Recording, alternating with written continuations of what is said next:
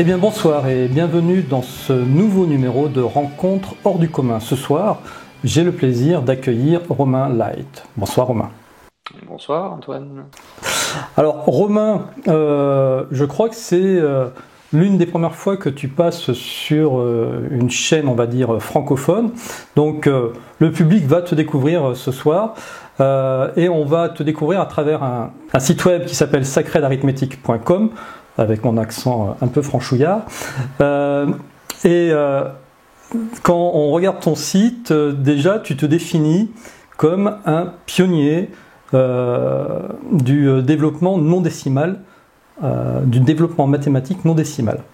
Alors, on rentre directement dans le vif du sujet, puis après on va essayer de comprendre comment t'en es arrivé à ça, mais qu'est-ce que ça veut dire cette phrase déjà? Qu'est-ce que le développement mathématique non décimal?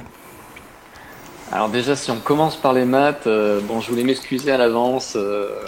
Voilà, ça va être un peu violent.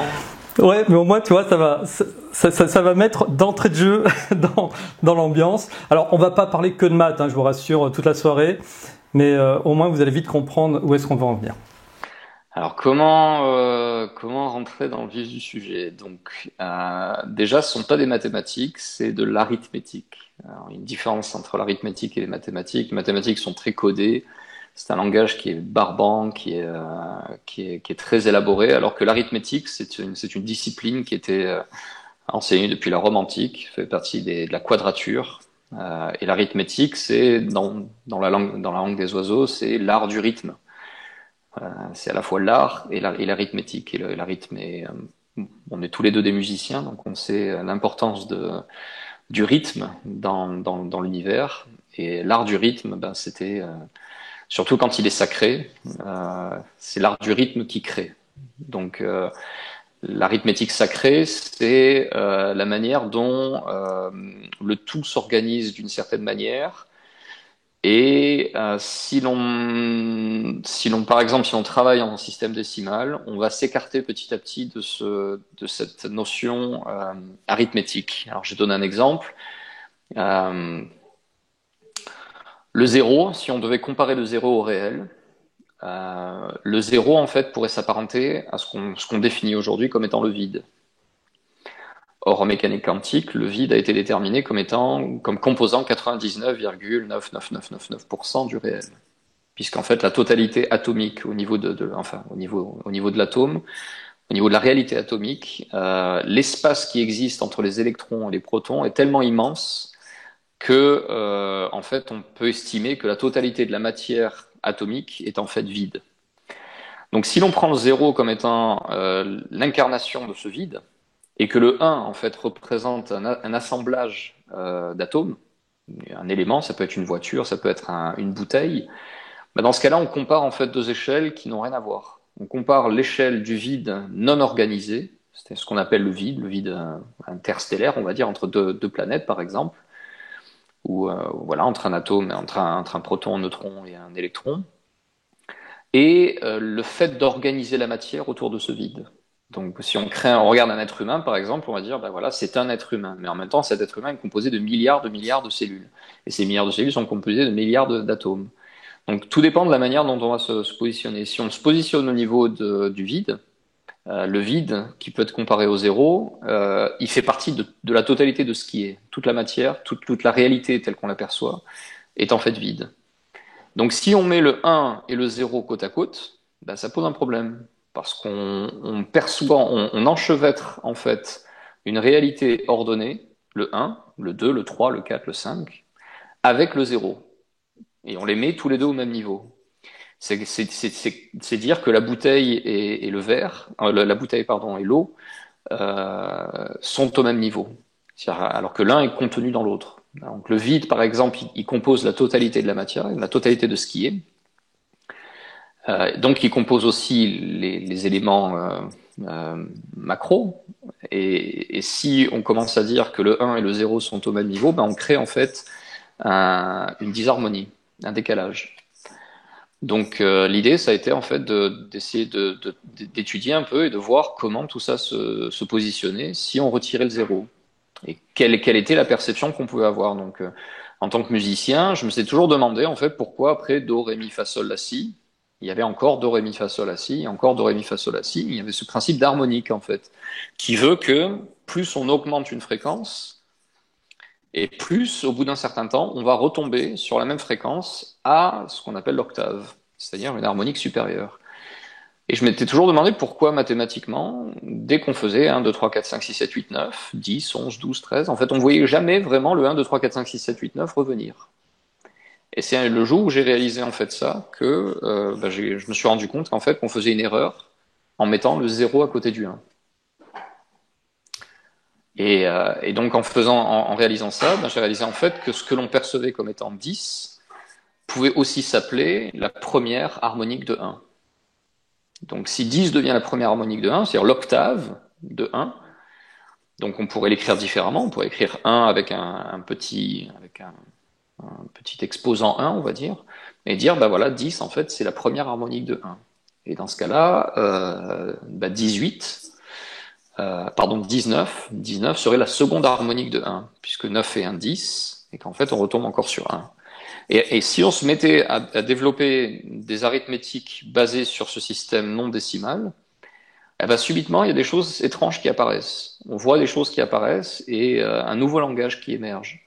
Et c'est un langage qui est universel, puisque subitement, il réconcilie le micro et le macro, il réconcilie la musique et l'arithmétique, et c'est pour ça que j'ai appelé ça l'arithmétique sacrée, pour réunir en fait cet aspect cartésien, logique, rationnel des choses, avec un certain aspect, on va dire, irrationnel, ésotérique, mais d'une certaine structure, puisque ce qui est.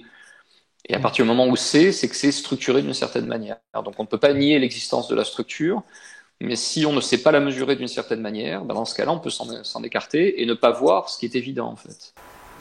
Alors est-ce que ça marche avec toutes les bases, parce que effectivement le raisonnement on peut tenir sur la base 10, mais est-ce qu'on peut le tenir sur la base 8, sur une base 6, voire même sur une base binaire?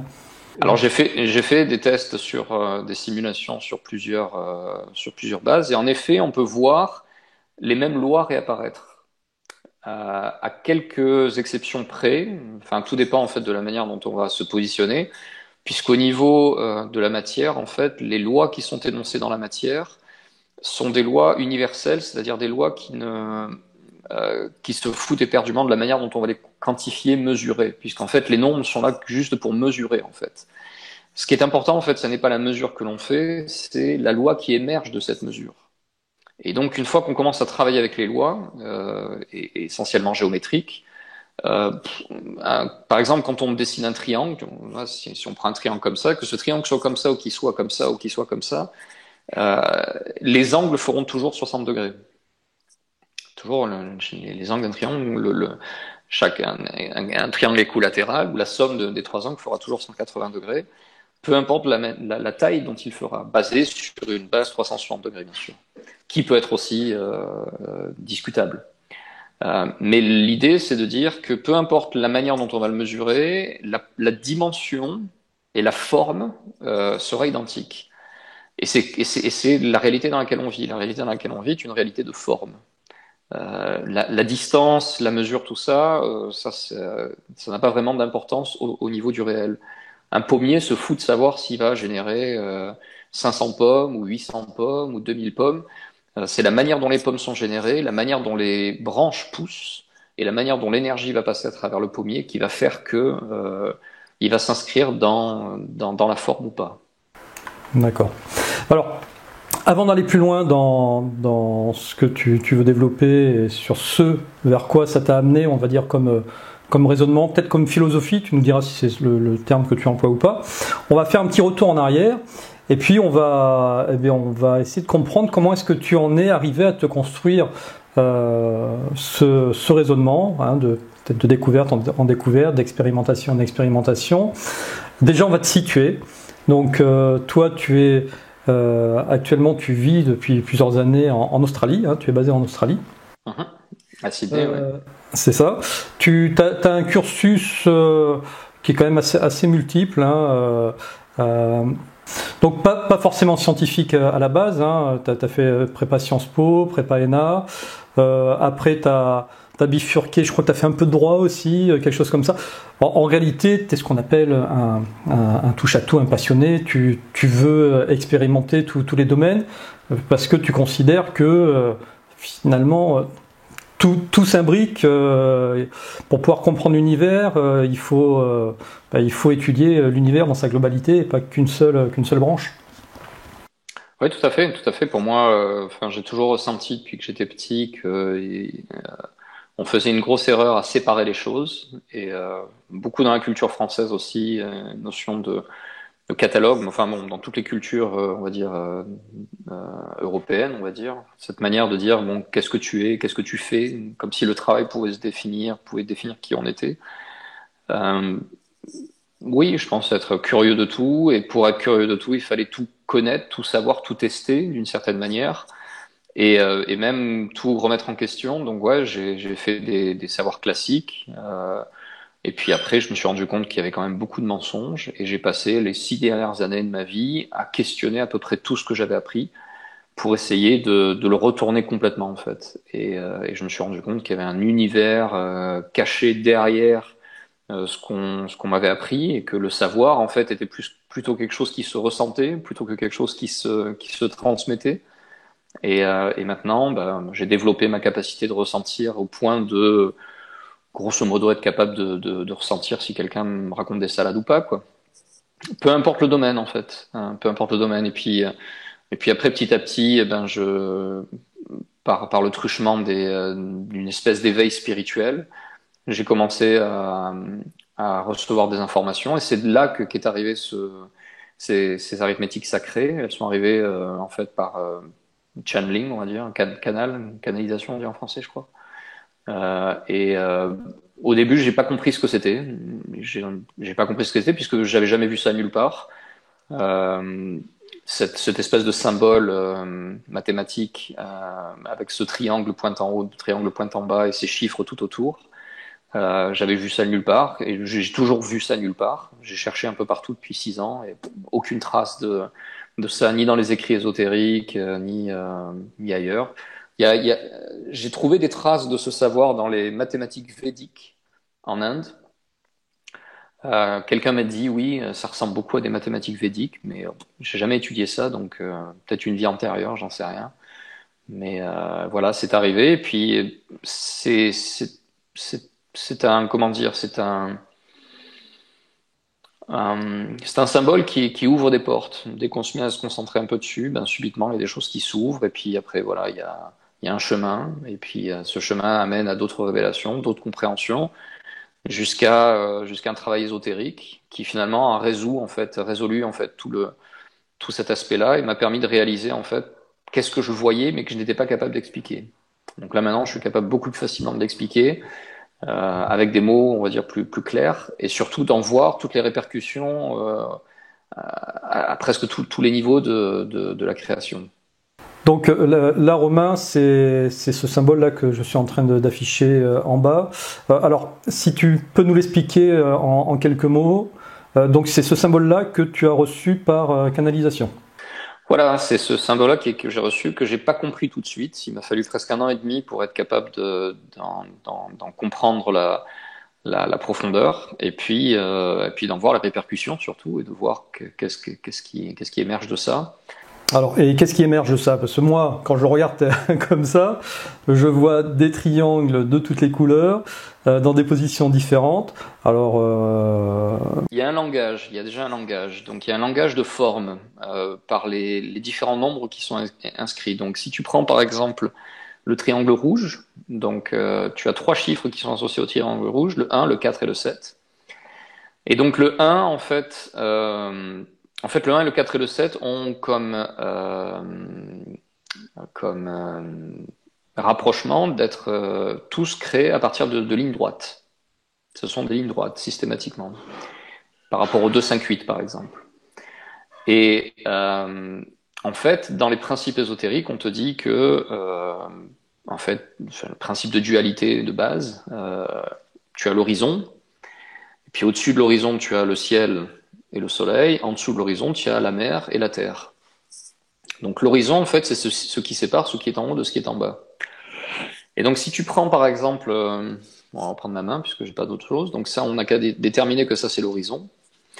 Il n'y a que deux manières de monter, deux manières de descendre. Puisque dans la création, il n'y a que deux formes principales. Et on va dire définir comme énergie masculine et énergie féminine. L'énergie masculine est plutôt déterminée par la droite, de manière consensuelle. On pourrait aussi dire que c'est le féminin, peu importe. Et la courbe détermine le féminin. Donc on va dire que si par exemple la droite sépare ce qui est en haut de ce qui est en bas, si tu montes avec une droite, tu vas créer une espèce de flèche qui pointe en haut et tu crées le chiffre 4. Tu le vois? Et si tu descends à partir de la droite, tu crées en fait ce qu'on appelle le chiffre 7. Donc si tu montes avec la droite, tu crées le chiffre 4, tu descends avec la droite, tu crées le chiffre 7, et si tu montes avec la courbe, tu crées le chiffre 2, et si tu descends avec la courbe, tu crées le chiffre 5. Et une fois que j'ai vu ça, j'ai vu, tiens, c'est quand même étrange comme coïncidence. On va voir un petit peu ce qui se passe à côté. Donc le chiffre 1, c'est quoi? C'est une droite qui relie ce qui est en haut et ce qui est en bas, sans barre horizontale. Il n'y a pas d'axe de symétrie au niveau de la verticale. Et le 8, c'est une double courbe. Donc tu vois qu'il y a déjà une espèce de langage qui est établi à partir de ça. Donc le 1, le 4 et le 7 ont été établis à partir de ça. Et après, tu as le 2, le 5 et le 8, qui sont en fait l'effet miroir, le miroir opposé, avec le 1 et le 8, le 2 et le 7, et le 5 et le 4 qui s'opposent. Et c'est quand même quelque chose d'étrange parce que le 1 et le 8 n'ont pas d'horizontale, de barre horizontale, et quand tu les additionnes ensemble, 1 plus 8 te donne 9. Et si tu prends le 2, qui est la courbe qui monte, et le 7, qui est la droite qui descend, 2 plus 7 te donne encore 9. Et quand tu prends la droite qui monte, c'est le 4, et la courbe qui descend, c'est le 5, et 4 plus 5, ça fait encore 9. Et quand j'ai vu ça, je me dis, tiens, c'est quand même étrange, quoi. C'est comme s'il y avait un langage qui était juste comme ça dans notre gueule, quoi, et qu'on n'était pas capable de comprendre parce que, on nous avait dit que les nombres fonctionnaient d'une certaine manière et qu'il n'y avait pas de... Donc voilà, j'ai déterminé ce 1, ce 4 et ce 7, ce 2, ce 5 et ce 8. Et là, tu vois le dessin en 2 dimensions, mais si c'était en 3 dimensions, le 1, le 4 et le 7 se rejoindraient comme une forme de pyramide, en tétraèdre. Et le 1 plus 4 plus 7, ça te donne 12. Et 1 plus 4 plus 7, ça donne 12, mais 12, c'est 2 plus 1. C'est 2 et 1, c'est-à-dire la première harmonique de 3. Et là, tu as le 3 qui est au-dessus. Et si tu prends le 2, le 5 et le 8, 2 plus 5 plus 8, ça te donne 15. Et 15, ça fait 5 et 1, 6. Et là, tu te retrouves avec le 3 et le 6. Le 3 devant et le 6 derrière, et encore le 9 au milieu. Et là, je dis, il y a quelque chose, quoi. Il y a quelque chose. C'est pas... Ça ne peut pas être dû au hasard, cette manière de fonctionner. Et j'ai vu qu'il y avait... j'ai senti qu'il y avait un langage là-dedans. Et donc c'est ce que tu vois dans ce dessin. Donc, tu vois le 1, le 4, le 7, le 2, le 5, le 8. Et puis après, j'ai vu qu'il y avait des points de croisement. Donc, par exemple, entre le 1 et le 2, il y a un point de croisement. Entre le 2 et le 4, il y a un point de croisement. Et étonnamment, 1 plus 2, ça te donne 3. 2 plus 4, ça te donne 6. 4 plus 8, ça te donne 12. Et 12, c'est encore 2 et 1, 3. 8 et 7, ça te donne 15. Donc, c'est 5 et 1, 6. Et 7 et 5, ça te donne 12, qui est encore 3. Et 5 et 1, ça te donne 6. Et là, on voit apparaître le 3, 6, 3, 6, 3, 6. Et le 3, 6, 3, 6, 3, 6 donne à apparaître quoi? Le 3, 3, 3, qui est encore égal à 9. Et le 6, 6, 6, qui est encore égal à 18, qui est encore un autre 9. Alors, je vais faire une petite digression avant que tu nous dévoiles vraiment la conclusion de ce symbole. Parce que aujourd'hui, il y a beaucoup de débats sur le fameux chiffre 666. Est-ce que c'est, comme c'est le chiffre de la bête tel qu'il est annoncé, le 666, dans le livre de l'Apocalypse, selon Saint Jean? D'autres courants disent qu'au contraire, c'est un chiffre qui est négatif. Alors quand toi, tu vois apparaître comme ça un 666 qui est quasi au milieu d'un pentacle, ou presque, est-ce que ça t'a pas un peu inquiété? Comment est-ce que tu l'as interprété? Déjà, il y a quand même beaucoup enfin, plus on étudie l'ésotérisme, et moins on se rend compte que les notions de bien et de mal existent, en fait. On vit dans une matrice, dans une réalité très subjective, et on voit, en fait, ce qui est mal est un angle de perspective. On a une morale qui est là. Est-ce que le lion fait mal de manger la gazelle? Est-ce que enfin, ce que je veux dire, c'est qu'on a un angle de perspective qui est très très limité sur le réel, et que si on s'attarde un petit peu trop longtemps là-dessus, on va pas évoluer, quoi. Le 666 peut dire beaucoup de choses. 6 plus 6 plus 6 est en effet 18. 6 fois 6 fois 6 216. et 216, c'est l'harmonique inférieure de 432. 432 étant une fréquence de référence par rapport à la musique. Je sais qu'aujourd'hui on calibre nos instruments sur du 440, mais que pendant des siècles on utilisait 432 comme fréquence de référence. J'ai fait quelques expériences par moi-même et j'ai remarqué que quand je mettais du 440 à côté d'instruments d'enregistrement naturel d'oiseaux, de fleuves et simplement de vent ou de vagues, le 440 sonnait faux, en fait, il sonnait décalé, alors que le 432 s'emboîtait exactement dans les fréquences harmoniques.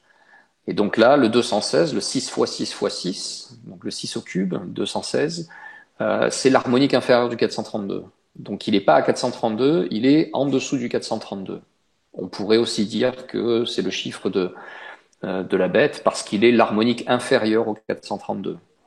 C'est-à-dire le nombre de secondes qu'il y a dans à peu près 6 heures. Il y a à peu près 21 600 secondes en 6 heures, puisqu'il y a 43 200 secondes, 432 fois 100 en 12 heures. Donc c'est encore pas une coïncidence, mais bon, voilà, 216 c'est encore 6 plus 1, 7 et 2, 9. On retombe encore sur le 9. Ouais. Bon, en tout cas, ça t'a pas inquiété, voire même ça t'a mis sur la piste, et peut-être qu'il y a quelqu'un d'autre qui t'a mis sur la piste, sur le résultat que tu as trouvé. C'est Nikola Tesla qui disait que si seulement vous connaissiez la magnificence des chiffres 3, 6 et 9, alors vous auriez les clés pour comprendre l'univers. Et du coup, est-ce que tu les as trouvées, ces clés ? Eh ben, en travaillant justement sur ces nombres-là, je commence à comprendre ce que voulait dire Tesla par rapport à son rapport 3-6-9. Mais ça va être très compliqué à expliquer sans schéma, puisque là on est en train de faire.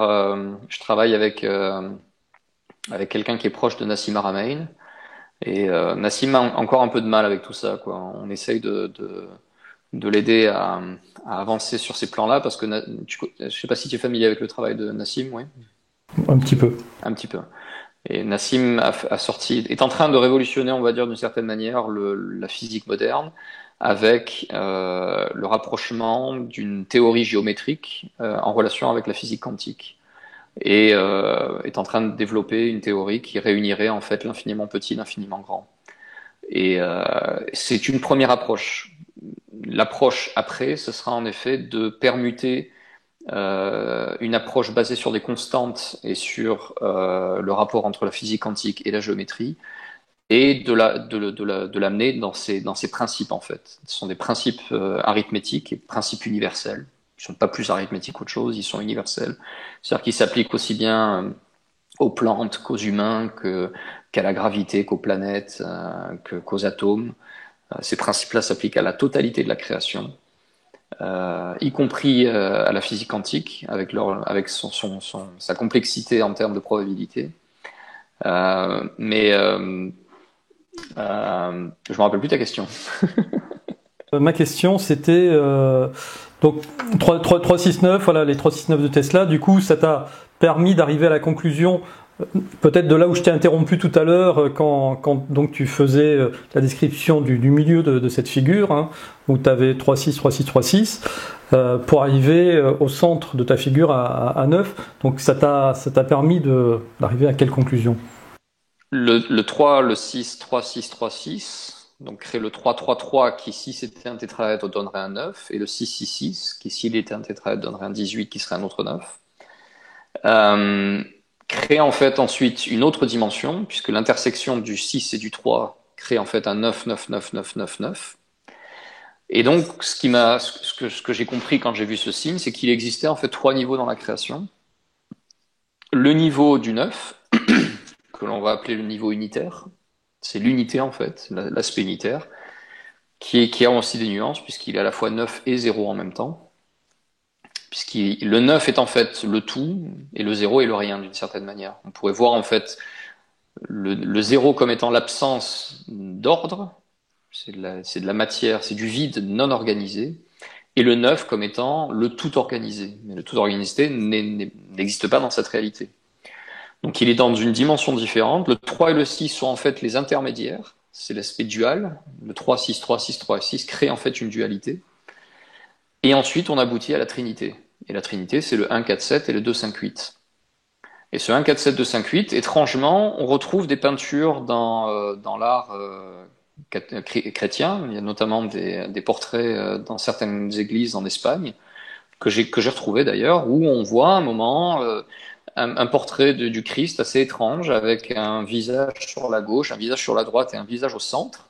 Donc on voit tout de suite qu'il y a une connotation ésotérique, avec les 4 symboles, le taureau ailé, le lion ailé, l'aigle et l'ange, qui sont des symboles astrologiques. Et au centre, on voit un tétraèdre avec écrit Filii, Padre, Spiritus Sancti. Et entre chacun de ces triangles, on voit écrit non est. Donc le Fils n'est pas le Père n'est pas l'Esprit Saint n'est pas le Fils. Mais les 3 relient en fait un tétraèdre, et au centre, il y a écrit Deus. Donc individuellement, le Père n'est pas le Fils n'est pas l'Esprit Saint n'est pas le Père, mais les 3 ensemble sont divins, sont Dieu. Et on retrouve dans cette mécanique du tétraèdre, avec le 1-4-7-3 et le 2-5-8-6, on retrouve la même mécanique. On retrouve en fait une unité qui s'est en fait séparée en 3 entités, que l'on retrouve dans énormément d'autres plans, comme l'âme, l'esprit et le corps. On retrouve cette trinité en fait un peu partout, qui est en fait une fausse dualité. C'est-à-dire que tu as d'un côté l'âme, tu as de l'autre côté le corps, et au milieu l'esprit s'est créé pour permettre à l'âme de communiquer avec le corps, et le corps de faire vivre l'expérience à l'âme. Donc tu vois en fait que tout ça, c'est une mécanique que l'on retrouve dans les nombres, que l'on retrouve dans les eschatologies, dans les religions, dans les symbologies de base, et tout ça détermine un ordre. Et cet ordre-là, je pense qu'il est grand temps de commencer à se le réapproprier, puisque là l'humanité se donne joyeusement à cœur joie de se perdre dans les méandres de la consommation et de la société de base, quoi. Donc, enfin, qui nous rend pas forcément heureux. Je pense que l'objectif maintenant, ce serait un petit peu de se réapproprier des outils de compréhension de ce qu'est le réel, ce qu'est la mécanique du réel, pour essayer de retrouver en fait un sens à tout ça, quoi. Parce que tout ça, c'est du sens commun. Ce que j'ai vu dans ces nombres-là, ça m'a parlé très très profond, au très fond de moi, mais j'étais pas capable de l'expliquer, et c'est encore très difficile aujourd'hui d'en parler sans schéma, sans amener les gens, parce que quand tu regardes un nombre, c'est très très connoté. Euh, Aujourd'hui, on utilise les nombres pour l'argent, pour mesurer, mais on n'utilise pas vraiment des nombres pour déterminer des rapports philosophiques au réel. Ça, c'est pas quelque chose qui est vraiment ancré dans notre. Donc, c'est quelque chose qui va nécessiter un certain temps, je pense. J'ai une dernière petite question sur ton symbole. Quand tu l'as canalisé, tu n'as reçu que des formes triangulaires avec les chiffres à chaque pointe, ou tu as aussi reçu les cercles qui reliaient les triangles? Ah oui, les cercles sont arrivés en même temps, et il m'a fallu un paquet de temps pour réaliser en fait que ces 3 cercles, bravo pour l'avoir chopé, que ces 3 cercles en fait représentent le symbole de l'Atlantide. Et c'est quelque chose que j'avais pas compris dès le début et que j'ai compris encore bien après. Quelqu'un qui m'a dit, mais oui, ce que tu es en train de faire là, c'est de l'arithmétique atlante. Je savais même pas que ça avait un nom, quoi, mais bon. Je connaissais pas non plus. Parce que sur le cercle externe, tu retrouves la somme des chiffres fait 27, donc tu retrouves à nouveau ton 9. Donc sur le cercle intermédiaire, forcément 3, 6, 3, 6, 3, 6, là on a des 9 partout. Il y a encore un autre niveau à ça qui est le vivant. Et le vivant s'exprime dans ce symbole par le fait que lorsque on est né, on était une cellule, puis cette cellule s'est divisée en deux, et puis cette cellule s'est divisée en quatre. Donc là, tu as le 1, 2, 4. Après, tu as 8, et après 8 et 8, ça donne 16, mais 16 c'est 6 et 1, 7. Et 16 et 16, c'est 32, 3 et 2, 5. Et 32 et 32, 64. Alors là, le fameux chiffre 64. Et 6 plus 4, ça te donne 10, et 10 et 1 et 0, donc on repart sur 1. Donc le principe de la subdivision cellulaire, qui est ancré dans la totalité de ce qui est vivant, est encodé dans ce symbole-là.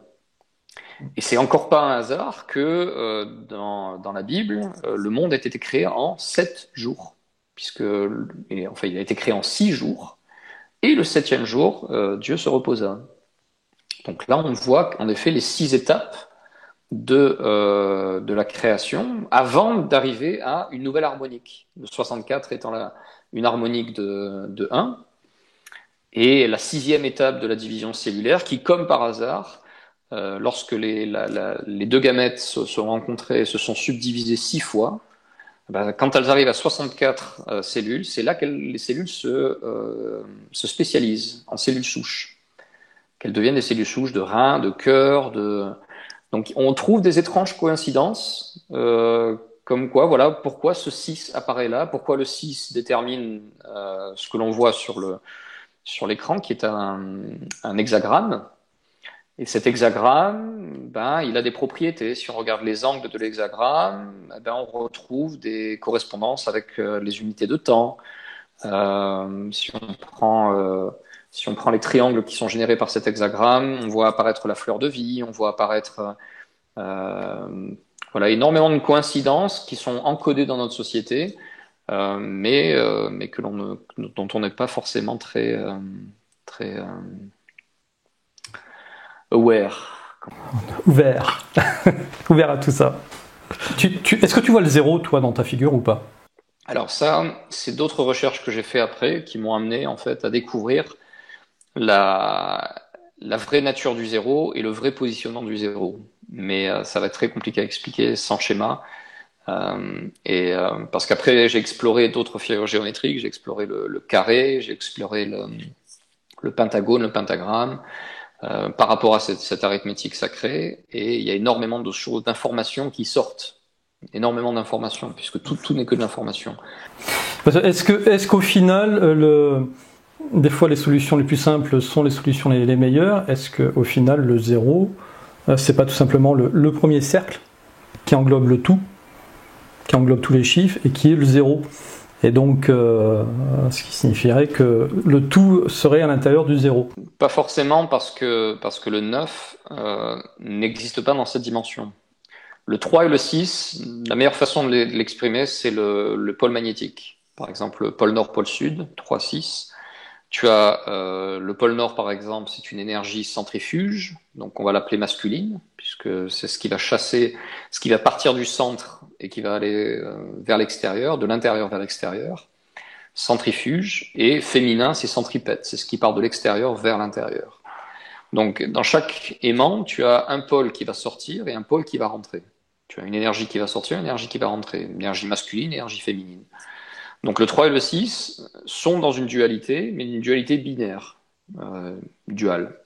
Le 9 est unitaire. Et dans cette réalité, rien n'est unitaire, puisqu'on vit dans une réalité duale. La totalité de l'expérience humaine dans cette création est en fait duale. Et le seul moyen en fait de réaccéder à une certaine unité, elle se positionne au niveau spirituel. Elle se positionne pas au niveau matériel, puisqu'au niveau matériel, on vit l'expérience de la séparation de l'unité.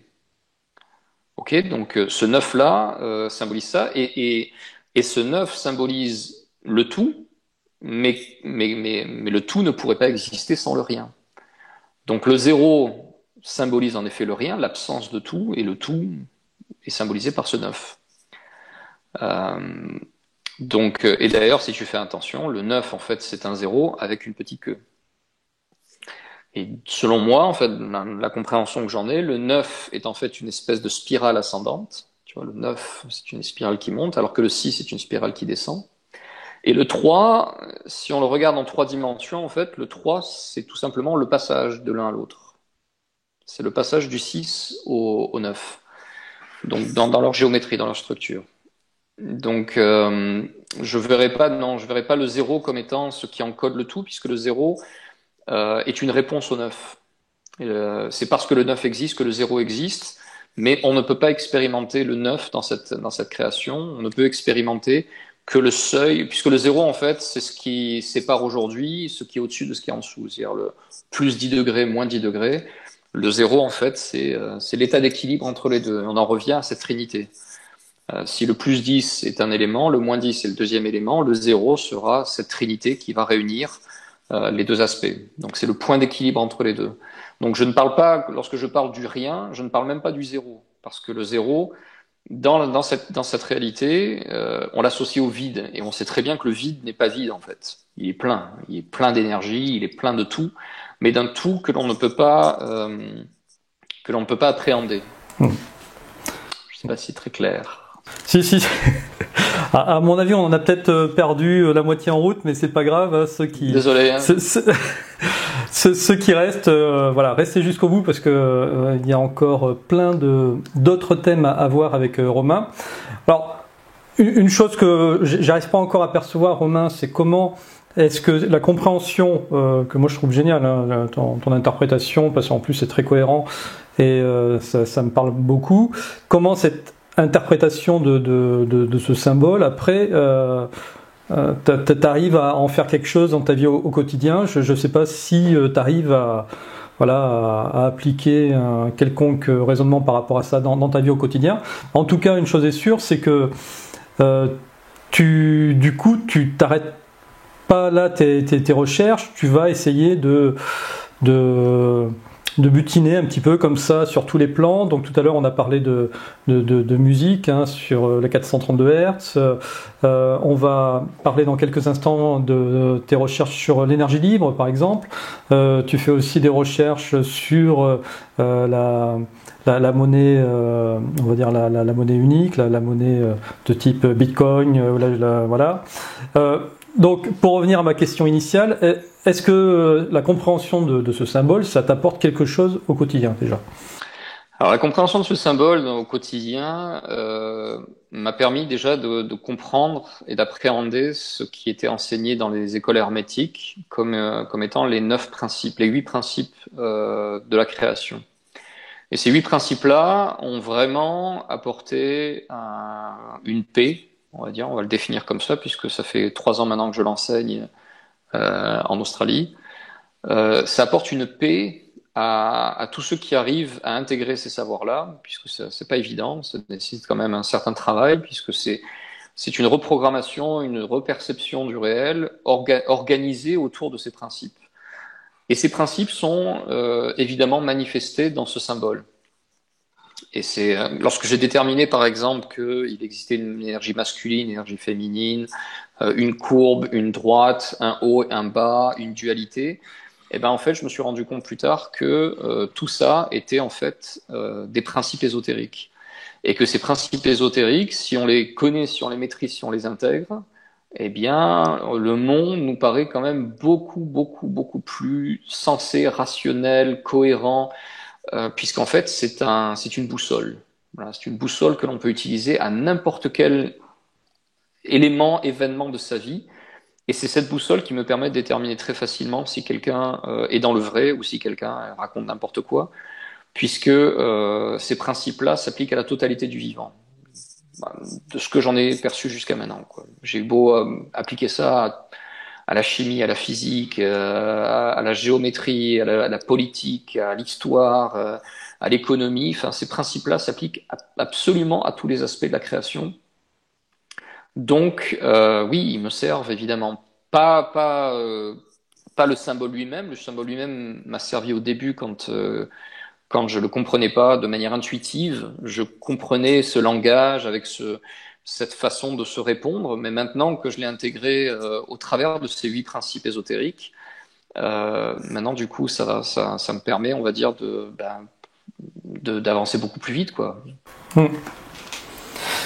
Alors, tu sais, nous qui sommes en France, on a une vision de l'Australie qui est un petit peu bizarre.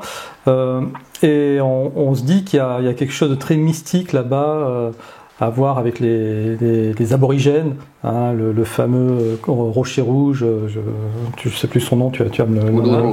Voilà. Est-ce que toi, tu as été confronté, du coup, ta vision de l'univers, ta compréhension de l'univers, avec justement cette culture endémique des aborigènes? Est-ce que ou est-ce que c'est quelque chose que voilà, nous on imagine, mais dans les faits, on peut pas aller comme ça? L'Australie, c'est une île qui fait à peu près la taille de l'Europe. C'est-à-dire que la distance entre Perth, qui est à l'ouest, et Sydney, qui est à l'est, c'est à peu près la même distance qu'il y a entre le Portugal et l'Ukraine. Juste pour donner un ordre d'idée, quoi, hein, que les gens réalisent un petit peu ce que c'est que l'Australie, parce que moi, quand je suis arrivé là-bas, à part Crocodile Dundee et les koalas, je connaissais pas trop, quoi. Et il y a 26 millions d'habitants. Voilà, donc c'est l'Europe avec 26 millions d'habitants. Donc, tu peux imaginer un peu l'espace qui est là-bas, quoi. C'est un peu l'opposé d'ici. C'est une terre qui est immensément spirituelle. Alors, comment le définir, comment l'expliquer, c'est dans l'air, quoi. Il y a une énergie, il y a une spiritualité qui est partout. Les Australiens, enfin colons, sont des gens relativement calmes, relativement doux. Et dès que tu sors un peu des villes et que tu rentres un peu dans les campagnes, oui, la spiritualité elle est un peu partout, quoi. Parce que ça a été le peuple aborigène qui d'ailleurs ne veut pas se faire appeler aborigène, puisqu'à la base aborigène c'était ça venait de aboriginal, and aboriginal c'est la négation, en fait, c'est la négation de l'original. En fait, donc dans l'anglais, ils ont mis le mot aborigène pour dire c'est ceux qui ne sont pas des originaux. D'accord. D'une manière de dire c'est pas des êtres humains. Quand ils sont arrivés, ils ont dit non, il n'y avait pas de civilisation puisqu'il n'y avait pas de drapeau, donc du coup on peut envahir tranquillement, quoi. Voilà. Donc, eux se qualifient il me semble, comme les premiers-nés, non? Voilà, des premiers-nés, des indigènes, bon voilà, ça rentrait trop dans des problèmes terminologiques. Oui, il y a un gros problème, mais surtout ce que j'ai fait, enfin les recherches que j'ai pu faire au niveau des peuples indigènes, c'était de comprendre en fait les liens qu'ils avaient avec un savoir ancien que l'on a perdu, une certaine capacité humaine de canaliser l'information, d'avoir accès à certaines énergies. Il y a beaucoup de mythes d'indigènes capables de se téléporter ou d'exister à 2 endroits en même temps. Certains pouvoirs qui ont été perdus par la plupart des humains, qui sont encore, mais qui sont préservés et cachés, bien évidemment, pour ne pas attirer l'attention. Donc il y a beaucoup de choses qu'on ne sait pas vraiment encore, puisque l'Australie c'est immense, et il y a très peu il y a énormément d'endroits où on peut des fois rouler pendant 3 jours, 4 jours sans croiser une personne. Comme je te dis, c'est la taille de l'Europe, et avec 26 millions d'habitants, des fois tu peux rouler pendant 4 jours sans avoir de réseau téléphonique, sans avoir une ville. Il y a des fois des accidents ou avec des gens qui sont pas au courant et qui partent et qui d'un coup se disent je m'arrêterai à la prochaine station essence. Et il y en a pas, quoi. Donc il y a énormément d'endroits encore aujourd'hui où des tribus vivent à l'ancienne et ont accès à des informations que ils ne veulent pas partager parce que ça se mérite, c'est un savoir qui se mérite. Et qui ne doit pas être galvaudé. Ouais, alors justement, est-ce que toi, tu en as, du coup, tu as eu des contacts rapprochés avec eux ou pas du tout? Oui, bien sûr. Ouais, quelle a été leur réaction? Parce que tu vois, tout à l'heure, tu nous as dit, entre autres, la compréhension des signes, ça te permet de savoir déjà d'analyser en face de toi les gens qui disent vrai, qui disent faux. Est-ce qu'ils ont eu la même réaction vis-à-vis de toi, tu vois, est-ce qu'ils t'ont reconnu? J'ai presque envie de dire comme un des leurs, mais d'une façon sur un plan différent peut-être. Tout à fait, tout à fait. Dès que tu te mets dans cet état de canal, tu parles leur langue en fait. Leur langue, c'est d'être connecté à la source, connecté au neuf. Dès que tu te connectes directement sur le neuf, peu importe ta nature. Après, c'est la manière dont tu vas articuler, la manière dont tu vas te positionner, la manière dont tu vas ressentir ta propre présence vis-à-vis d'eux, qui va faire que ils vont. Mais pas tous aussi. Rappelle-toi qu'il y a quand même une grande majorité de ces indigènes qui ont perdu complètement leur contact, qui ont perdu complètement leurs racines. Et même ce qu'on appelle les elders, les anciens, c'est très difficile de trouver un ancien digne de ce nom, quoi. Et je sais que quand je dis ça, je me fais pas beaucoup d'amis là-bas, quoi, mais j'ai pas eu peur de le dire. J'attends toujours enfin, c'est pas parce que quelqu'un se présente à moi en disant oui, je suis un elder que ça y est, ok, ah, waouh, waouh, magique. Non, non, non, non. Comme tu le dis, oui, il doit aussi passer cette étape de savoir à quel niveau est-ce qu'on se positionne, quoi. Parce qu'il y a aussi beaucoup de souffrance, il y a beaucoup de rancune, il y a beaucoup de colère, il y a beaucoup de haine, il y a beaucoup de et on peut pas leur en vouloir. C'est un peuple, je sais plus, on parle de plusieurs dizaines de millions d'indigènes et aujourd'hui, je crois ils sont quelque chose comme 2 ou 3 millions à tout casser, quoi. Ça a été un massacre aussi horrible que celui des Indiens, quoi.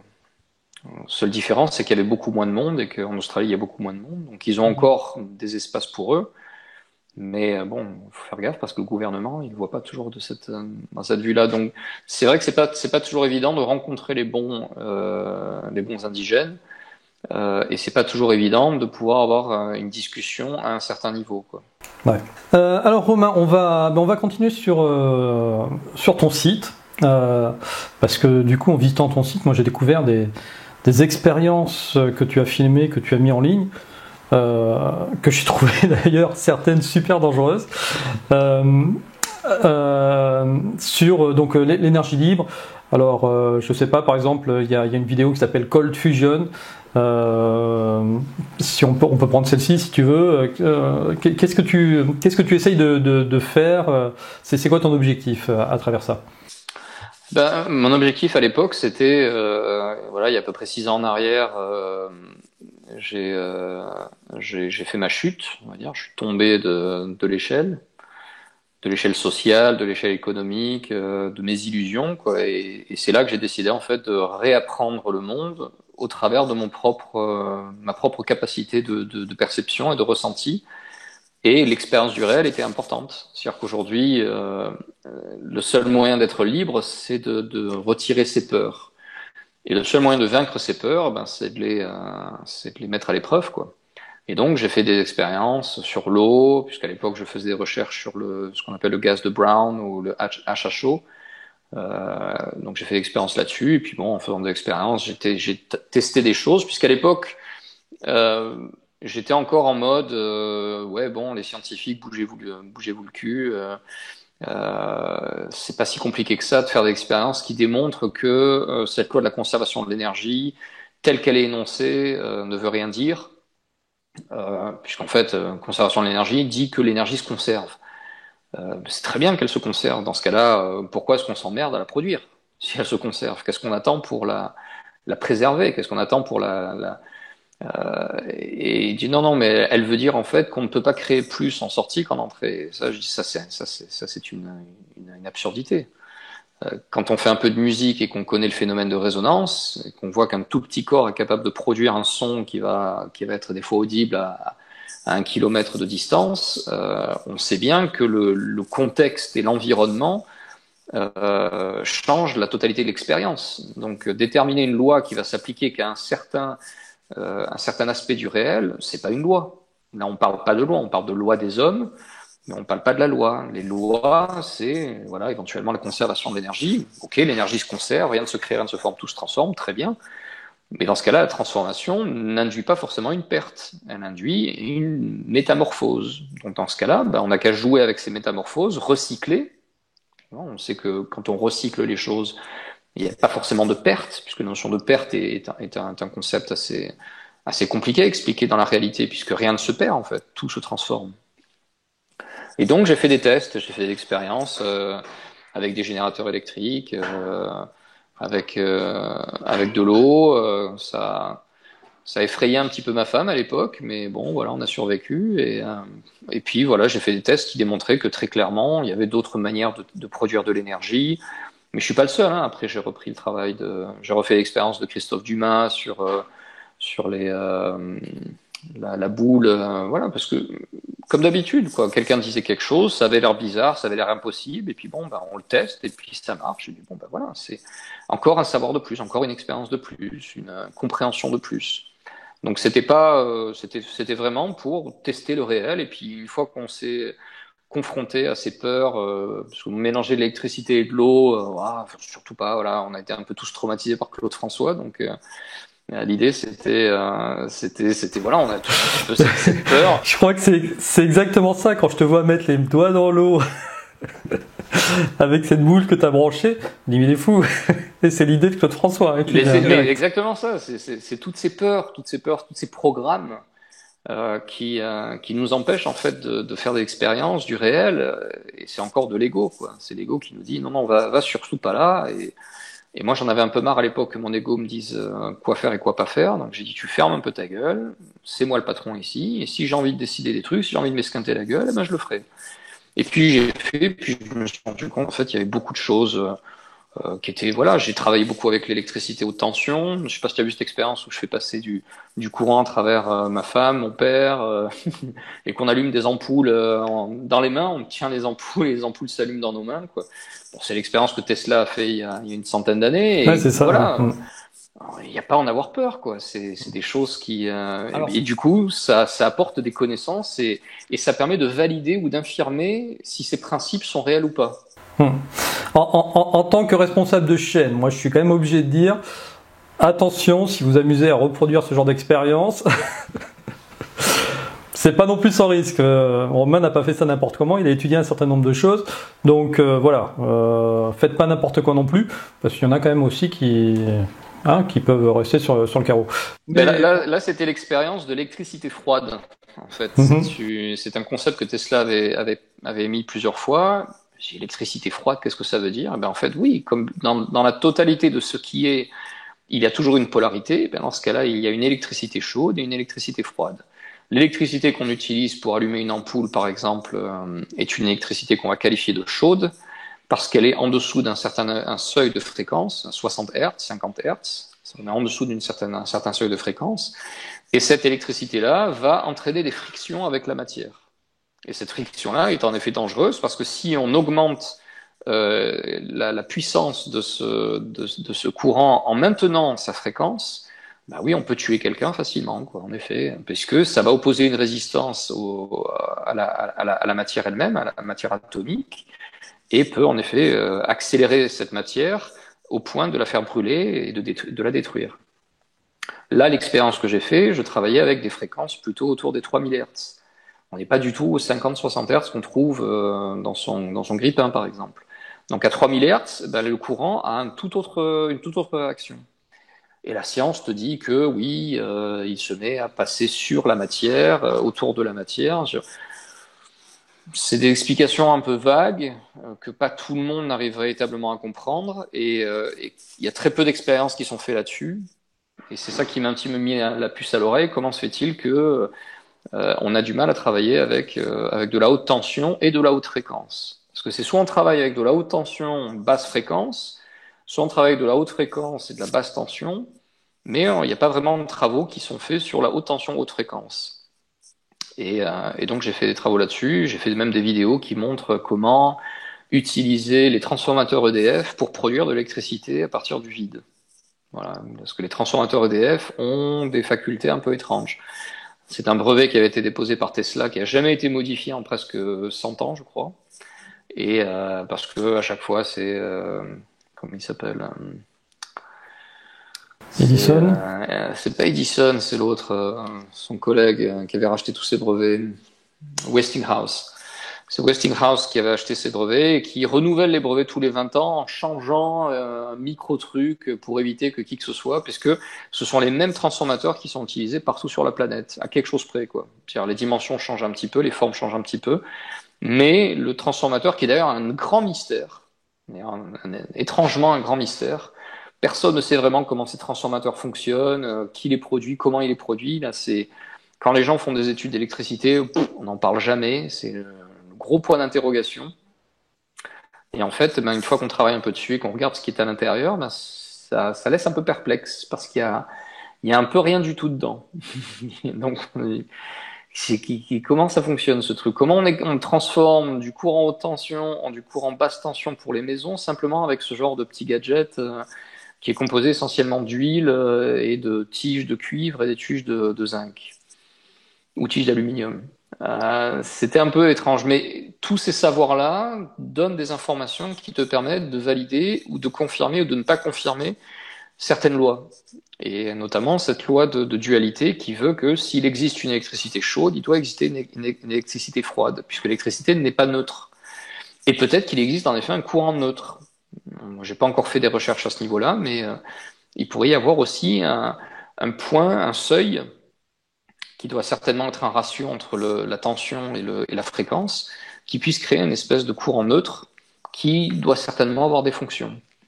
Et voilà, ça c'était les travaux que j'ai fait sur l'énergie, qui continuent toujours et qui après ont été appliqués à la santé, puisque j'ai fait des travaux sur comment utiliser le courant haute tension, haute fréquence pour guérir des gens en fait.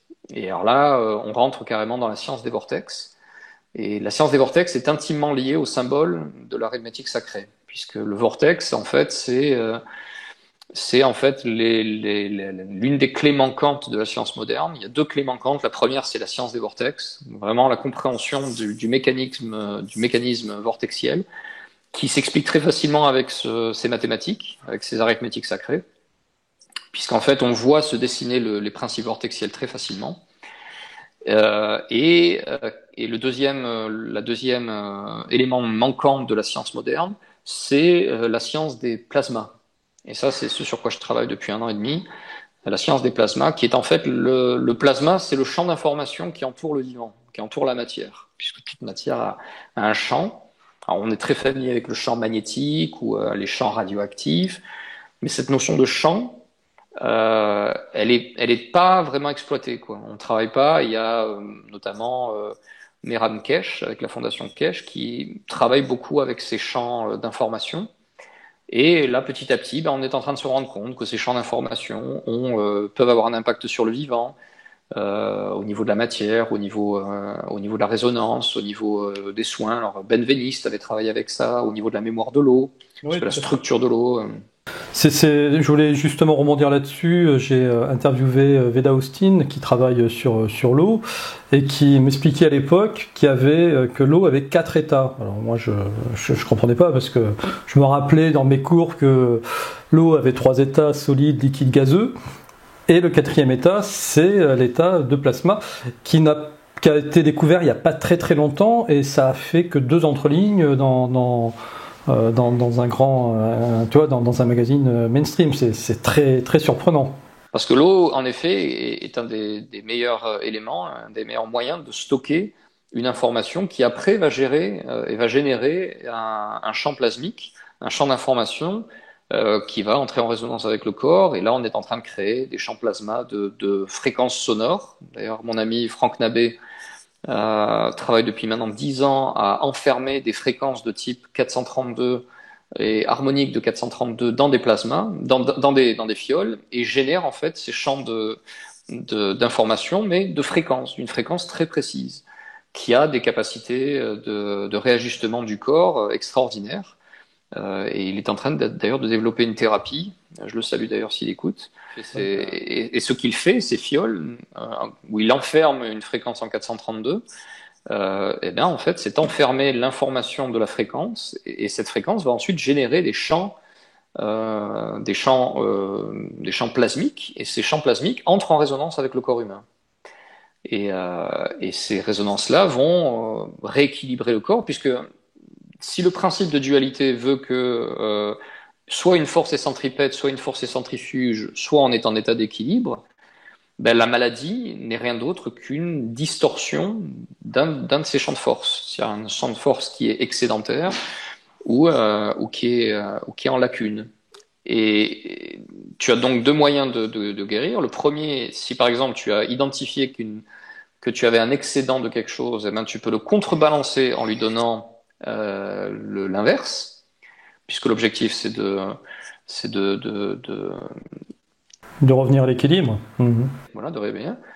Et l'autre moyen, bah, c'est par l'homéostasie, c'est-à-dire donner l'information au corps de l'état unitaire. Et puis une fois que l'état est unitaire, enfin de l'état équilibré, une fois que l'état est équilibré, eh ben on a une information, le corps peut se guérir et peut retourner directement à cet état d'équilibre. Après, ce que j'ai fait, c'est que j'ai fait des recherches sur ramener le corps à l'équilibre. Et pour ça, j'ai fait des expériences avec le plasma de Quinton. Je ne sais pas si tu connais le plasma de Quinton. Donc, c'est un produit qui est issu du fond des océans et qui est injecté directement dans le corps pour ramener des minéraux, de l'information. Et je l'ajoutais avec des. Donc, ça s'injecte en fait dans le système lymphatique. C'est une technologie qui a été développée depuis presque un siècle en France, mais qui est complètement inconnue au bataillon, quoi. Et c'est surtout qui est complètement interdite depuis 1975, je crois, dans les hôpitaux. Sauf cas extrêmement particuliers, d'ailleurs ça ne s'appelle plus du plasma de Ouais, non, là Quinton, aujourd'hui on ni est, du on est plasma capable marin. d'injecter de l'eau et du sel, voilà. Mais d'injecter de l'eau de mer directement, non, non, non, non, monsieur, vous délirez quoi. Je dis, mais, attendez, avant chaque opération que vous faites, vous injectez de l'eau et du sel. Et pourquoi est-ce qu'on ne peut pas injecter de l'eau de mer directement? Donc, non, ben ça c'est l'expérience que j'ai faite et avec des résultats assez extraordinaires. Mélangé, surtout lorsque c'est mélangé avec la haute tension haute fréquence en fait.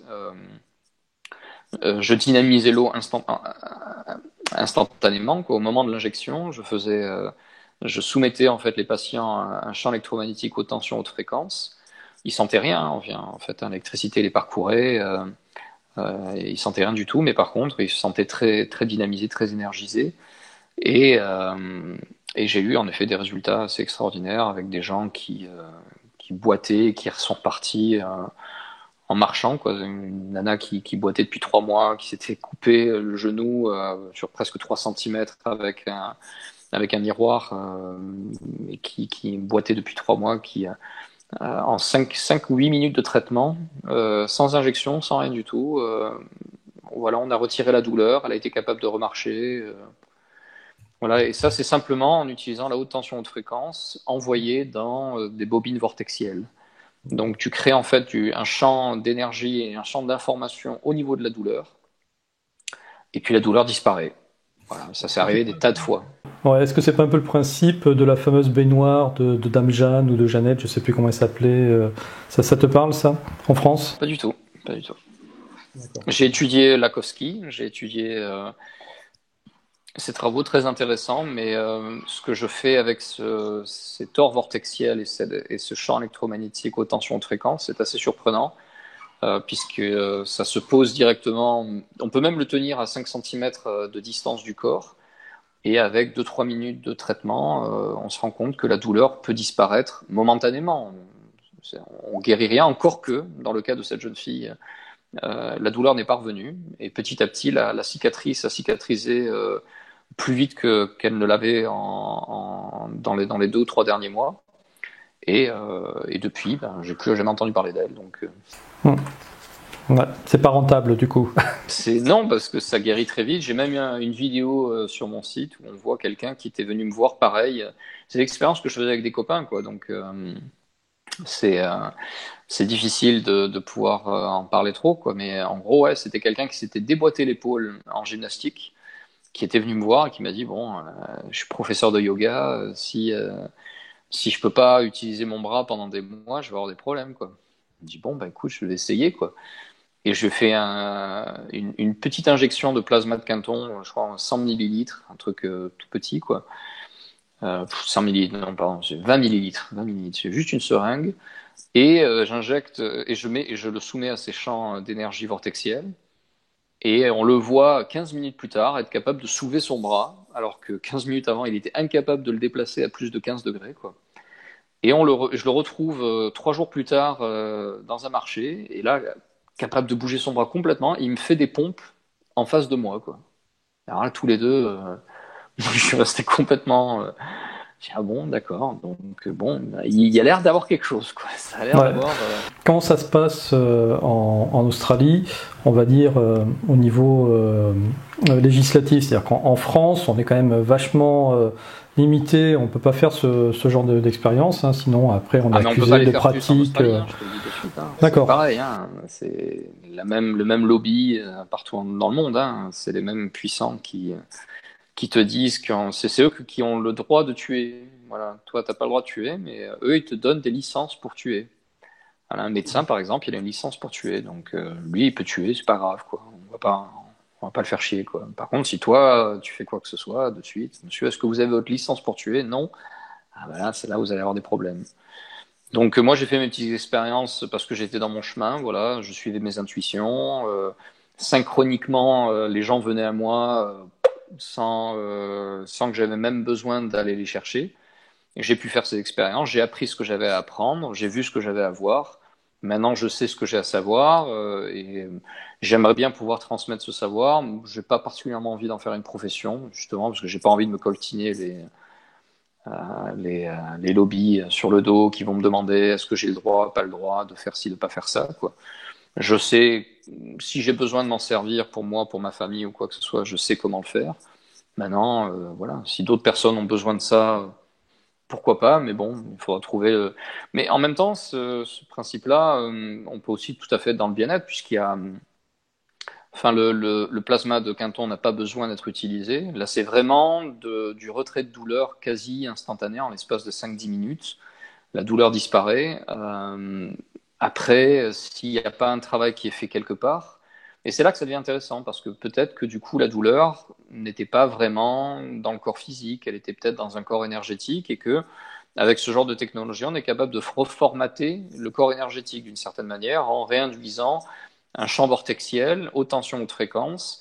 On formaterait d'une certaine manière la douleur au niveau d'un corps énergétique. C'est un peu comme ça que je le comprenais à l'époque, puisque ça correspond à rien de ce que j'avais pu voir jusqu'à maintenant, et j'ai pas trouvé qui que ce soit qui ait fait ce genre de travaux, même si Schauberger, Tesla, il y avait aussi, j'ai aussi étudié Rife. Rife travaillait aussi avec de la haute tension, mais bon, lui, il venait de l'optique, il travaillait avec l'optique, donc j'ai aussi utilisé la machine de Rife. Et c'est encore autre chose. C'est encore autre chose. Là, c'est du champ haute tension, haute fréquence, d'électricité froide. Et je crois que c'est plutôt le phénomène d'électricité froide mélangé avec le vortex qui donne quelque chose d'étonnant au niveau du corps humain. Parce qu'on est sur quelque chose de différent. C'est quelque chose qui ne frotte pas la matière. C'est quelque chose qui la traverse, mais sans l'endommager. Je me suis pris plusieurs châtaignes haute tension, haute fréquence, et je peux te dire, c'est pas du tout, ça fait pas mal de la même manière. C'est comme si c'est la différence entre une lame et une claque. Tu vois, si quelqu'un te met un coup de couteau et quelqu'un te tape avec une main, si la même puissance est utilisée pour les deux, la sensation va être complètement différente. Et surtout, le résultat va être complètement différent. On va dire que l'électricité froide, basse fréquence, c'est du domaine du couteau, alors que l'électricité haute tension, c'est plutôt de la claque. Donc si tu mets beaucoup de puissance, tu peux faire très mal, bien sûr. Mais je me suis pris quelques châtaignes. Mais au bout de 2-3 minutes, il n'y a plus rien, quoi. Tu sens plus rien, quoi. C'est pas quelque chose qui est là, et pourtant, je me suis pris des fois du 5000 volts. Donc, comme quoi, c'est pas sans risque, hein. Vous vous rappelez ce que j'ai dit tout à l'heure. Non, c'est sûr. Mais comme je te dis, étonnamment, c'est pas désagréable. Étonnamment, il y a quelque chose d'étrange qui se passe. Et ça, malheureusement, tant que tu l'expérimentes pas, ben voilà, il y a la peur. Voilà, la peur, elle est là, elle te dit non, attention, tu peux mourir, tu peux ne pas vivre aussi. Voilà, c'était un peu mon état d'esprit, quoi. Ouais, c'est sûr. On va passer sur un autre domaine, domaine d'ailleurs qui nous a permis de nous rencontrer, hein, parce que c'est Daniel Vienne qui nous a mis en relation. Bonjour Daniel. Salut Daniel, on te salue. C'est le domaine de la monnaie libre. Comment est-ce que tu as fait pour arriver sur cette partie-là dans tes recherches, on va dire? Alors, dans mes recherches, ce qui s'est passé, c'est que quand on travaille dans l'ésotérisme et dans les principes ésotériques, il y a un des principes qui s'appelle le principe de rythme. Et le principe de rythme veut que tout fonctionne selon cycle. Donc, il y a des cycles. Voilà. C'est encore une loi universelle qui existe à tous les niveaux de la création. Il y a des cycles. Donc, il y a le cycle de la vie, le cycle de la mort, le cycle des saisons, les cycles menstruels. Tout est soumis à un cycle. Et d'ailleurs, c'est ce qui apporte énormément de paix lorsqu'on sait et qu'on a la maîtrise de ces cycles et qu'on sait que ces cycles sont là, peu importe ce que l'on veut. On est là, non, mais moi je veux pas que ces cycles s'imposent à moi. Je dis, si tu veux pas qu'ils s'imposent à toi, tu vas souffrir. C'est tout ce qui va se passer parce que tu le veuilles ou pas, ces cycles sont là, ces cycles existent. Et soit tu vas avec ces cycles et dans ce cas-là, tu vas pouvoir surfer sur la vague et tu vas pouvoir vivre des choses extraordinaires. Soit tu vas essayer de les contrôler, et dans ce cas-là, tu vas te prendre une claque et tu vas morfler, quoi. Après, voilà, chacun apprend comme il veut. Effectivement, tout est défini par des cycles, et puis au niveau de la vie, d'ailleurs, on parle souvent de cycles de 7 ans, que ce soit dans les couples, par exemple, hein, dès qu'on passe les 7 ans, ça y est, on a passé un cycle, ou tout simplement aussi dans notre évolution dans notre vie, les 7 ans, les 14 ans, les 21 ans, tout ça, ce sont des caps qui sont importants. Oui, tout à fait. Donc oui, ces cycles s'inscrivent à tous les niveaux de la création. Voilà, on le voit dans les abeilles, on le voit dans les humains, on le voit dans la musique. Voilà, une fois qu'on a fini un cycle, do, ré, mi, fa, sol, la, si, on commence un autre cycle, Donc c'est un principe permanent et j'étais à une époque de ma vie où je sentais qu'il y avait une forme de stagnation qui nécessitait en fait un mouvement. Et donc il s'est passé un épisode de ma vie qui n'était pas très agréable. Mais au moment où ça s'est passé, j'ai dit bon, ok, soit. C'est pas la première fois que ça m'arrivait, donc j'étais prêt, j'étais prévenu. J'ai dit bon, ok, des choses désagréables sont en train d'arriver. Ça veut dire qu'il va falloir bouger, quoi. Et donc du coup, j'ai commencé à sortir mes antennes. J'ai dit bon, qu'est-ce qui se passe? Et là, les synchronicités se mettent en place. C'est-à-dire que comme par hasard, on t'invite à un événement, et puis comme par hasard, tu vas à cet événement, comme par hasard, tu rencontres une personne, et puis comme par hasard, cette personne va t'introduire à une autre personne, et puis comme par hasard, cette autre personne... Et c'est là que subitement, voilà, tu es dans un cycle de mouvement, et subitement, les choses s'enchevêtrent d'une certaine manière qui est complètement ahurissante. Et puis, j'en arrive à écouter une conférence sur le Bitcoin. Alors, Bitcoin, ça faisait des années que j'en entendais parler. J'avais plus ou moins, j'étais intéressé à une certaine époque pour investir dedans, et puis j'ai dit bon, il m'avait semblé que c'était un peu prématuré, que la technologie n'était pas tout à fait prête. Et là, au moment où je suis rentré dedans, je dirais que c'était peut-être 6 mois après le vrai boom, quoi, de l'an dernier. Il y a eu un boom qui s'est passé l'an dernier qui a été assez extraordinaire, qui a commencé, on va dire, au mois de mars et qui s'est achevé au mois de décembre. Là, depuis, le cycle s'est recassé la gueule, encore un autre cycle. Jusqu'au mois de décembre jusqu'à maintenant à peu près, là, en avril. Et je suis rentré, on va dire, en juillet, août de l'an dernier. Et puis bon, ça a été une explosion. J'avais acheté Bitcoin au moment où il était, je sais plus, en euros, ça devait être dans les 2000 euros. Et puis bon, on se retrouve 3 mois plus tard, Bitcoin qui atteint, je sais plus, 15 000 euros, 18 000 euros, 19 000 euros, enfin des sommes complètement ahurissantes, quoi. Invraisemblable. Et là, ça a été un peu un événement déclencheur dans le sens où j'ai réalisé que voilà, il y a une économie alternative, il y a une monnaie alternative. Et ça arrive comme par hasard, parce que tous ces cycles-là arrivent à des moments cruciaux. Bitcoin a été créé au moment où, de la dernière crise de 2008, qui a déstabilisé la totalité de la planète. Et ça s'est créé comme par hasard 6 mois, c'est sorti 6 mois après. Alors certains pourront dire que c'est la CIA qui s'est mis, enfin bon, tout ça, bon, bref. Et depuis 10 ans, personne n'en avait entendu parler, quoi. C'était vraiment, Bitcoin valait à peu près 1 centime il y a 10 ans en arrière, et puis là on se retrouve avec du 20 000 euros. Voilà. Peut-être pas 20 000 euros, je crois qu'il est monté à 17 000 ou 15 000 euros. Bref, quelqu'un qui aurait mis 10 euros il y a 10 ans en arrière, aujourd'hui aurait peut-être presque 1 million ou 1,5 million de dollars, 1 million Hum. d'euros, quoi, 1,5 million d'euros. Si tu peux juste éviter de tourner le couteau dans la plaie. Parce que je suis en train de me dire, punaise, je me suis intéressé au Bitcoin il y a bien 4 ans. 4 ans et demi de ça. Et puis j'ai pas mis de sous parce que je trouvais que c'était bizarre. C'est pas trop le moment, c'est pas C'est encore ça. prêt, c'est pas encore ça. Et puis l'an dernier, et c'est là l'intérêt de connaître ces principes, c'est que tu sais du coup distinguer la vérité de ce qui ne l'est pas. Et comme je t'ai dit, pour moi, il y a 2-3 ans en arrière, la technologie n'était pas encore prête. Elle n'était pas encore. Il manquait des trucs, il manquait des applications. La 4G n'était pas encore là. On n'avait pas encore accès à l'internet haut débit facile, tout ça. Les smartphones aussi. Là maintenant, comme par hasard, le temps rencontre l'espace et subitement, boum, on a une technologie qui arrive et qui explose et qui d'ailleurs est sur le point de réexploser, hein. Beaucoup de gens ne comprennent pas la crypto-devise, donc du coup, ils se disent bon ouais, c'est juste un coup. Voilà, j'ai raté le coche. On se dit, oh, j'ai raté le coche, comme tu viens de le dire, quoi. Non, c'est faux. C'est faux parce que en se disant ça, on croit que Bitcoin va s'arrêter à 15 000 euros. Si Bitcoin demain ou l'an prochain culmine à 150 ou 200 000 euros, même si tu investis aujourd'hui, ça te suffira, quoi. Ça te suffira. Tu n'auras peut-être pas fait les 10 000 de profit, tu auras peut-être fait juste les 5 000 de profit, mais ça sera un bon début sur un an. Et c'est ça que les gens n'arrivent pas à comprendre, c'est que c'est un tout autre univers. C'est un tout autre univers. Ça n'a rien à voir avec le système monétaire tel qu'on le connaît. Mais malheureusement, beaucoup de gens sont ignorants des mécanismes du système monétaire. Et dans toutes les recherches que j'ai fait, comprendre la géopolitique, comprendre la création monétaire, comprendre les systèmes de distribution d'argent, tout ça a été fondamental. Sinon, si tu sais pas comment l'argent est créé, qui le crée, selon quelles règles, tu te fais balader, quoi. Et donc, comme j'avais cette compréhension-là, plus la compréhension technologique en cryptographie, plus la compréhension géopolitique et plus le savoir ésotérique, là, j'ai dit, bon, ben, c'est bon, bingo, quoi. Et j'ai pu saisir cette opportunité.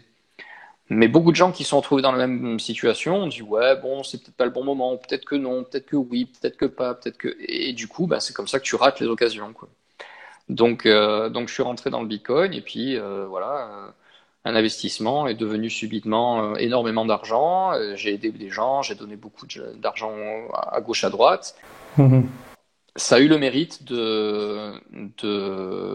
faire connaître, de faire avancer. Alors aujourd'hui, c'est vrai que c'est stagnant depuis quelques mois, mais c'est que voilà, c'est que 3-4 mois sur une année, c'est que dalle. Et surtout, si on regarde la valeur de Bitcoin l'an dernier par rapport à ce qu'il vaut aujourd'hui, il a quand même pris facilement à la même époque, il a été au moins multiplié par 300, 400 ou 500%. Donc c'est pas encore un mauvais investissement. Oui, sauf qu'aujourd'hui, ça devient, par rapport à ce que tu me dis, ça devient accessible finalement qu'à une certaine caste de catégorie de personnes qui auront quand même un certain pécule de côté. Bah pas forcément. Tu dis un bitcoin vaut 15 000 euros, c'est ça? Oui, mais tu ne vas jamais acheter un Bitcoin entier. Tu vas toujours acheter une fraction de Bitcoin. Tu vas, tu vas toujours acheter l'équivalent de ta monnaie. En fait, le Bitcoin, c'est un changement de devise.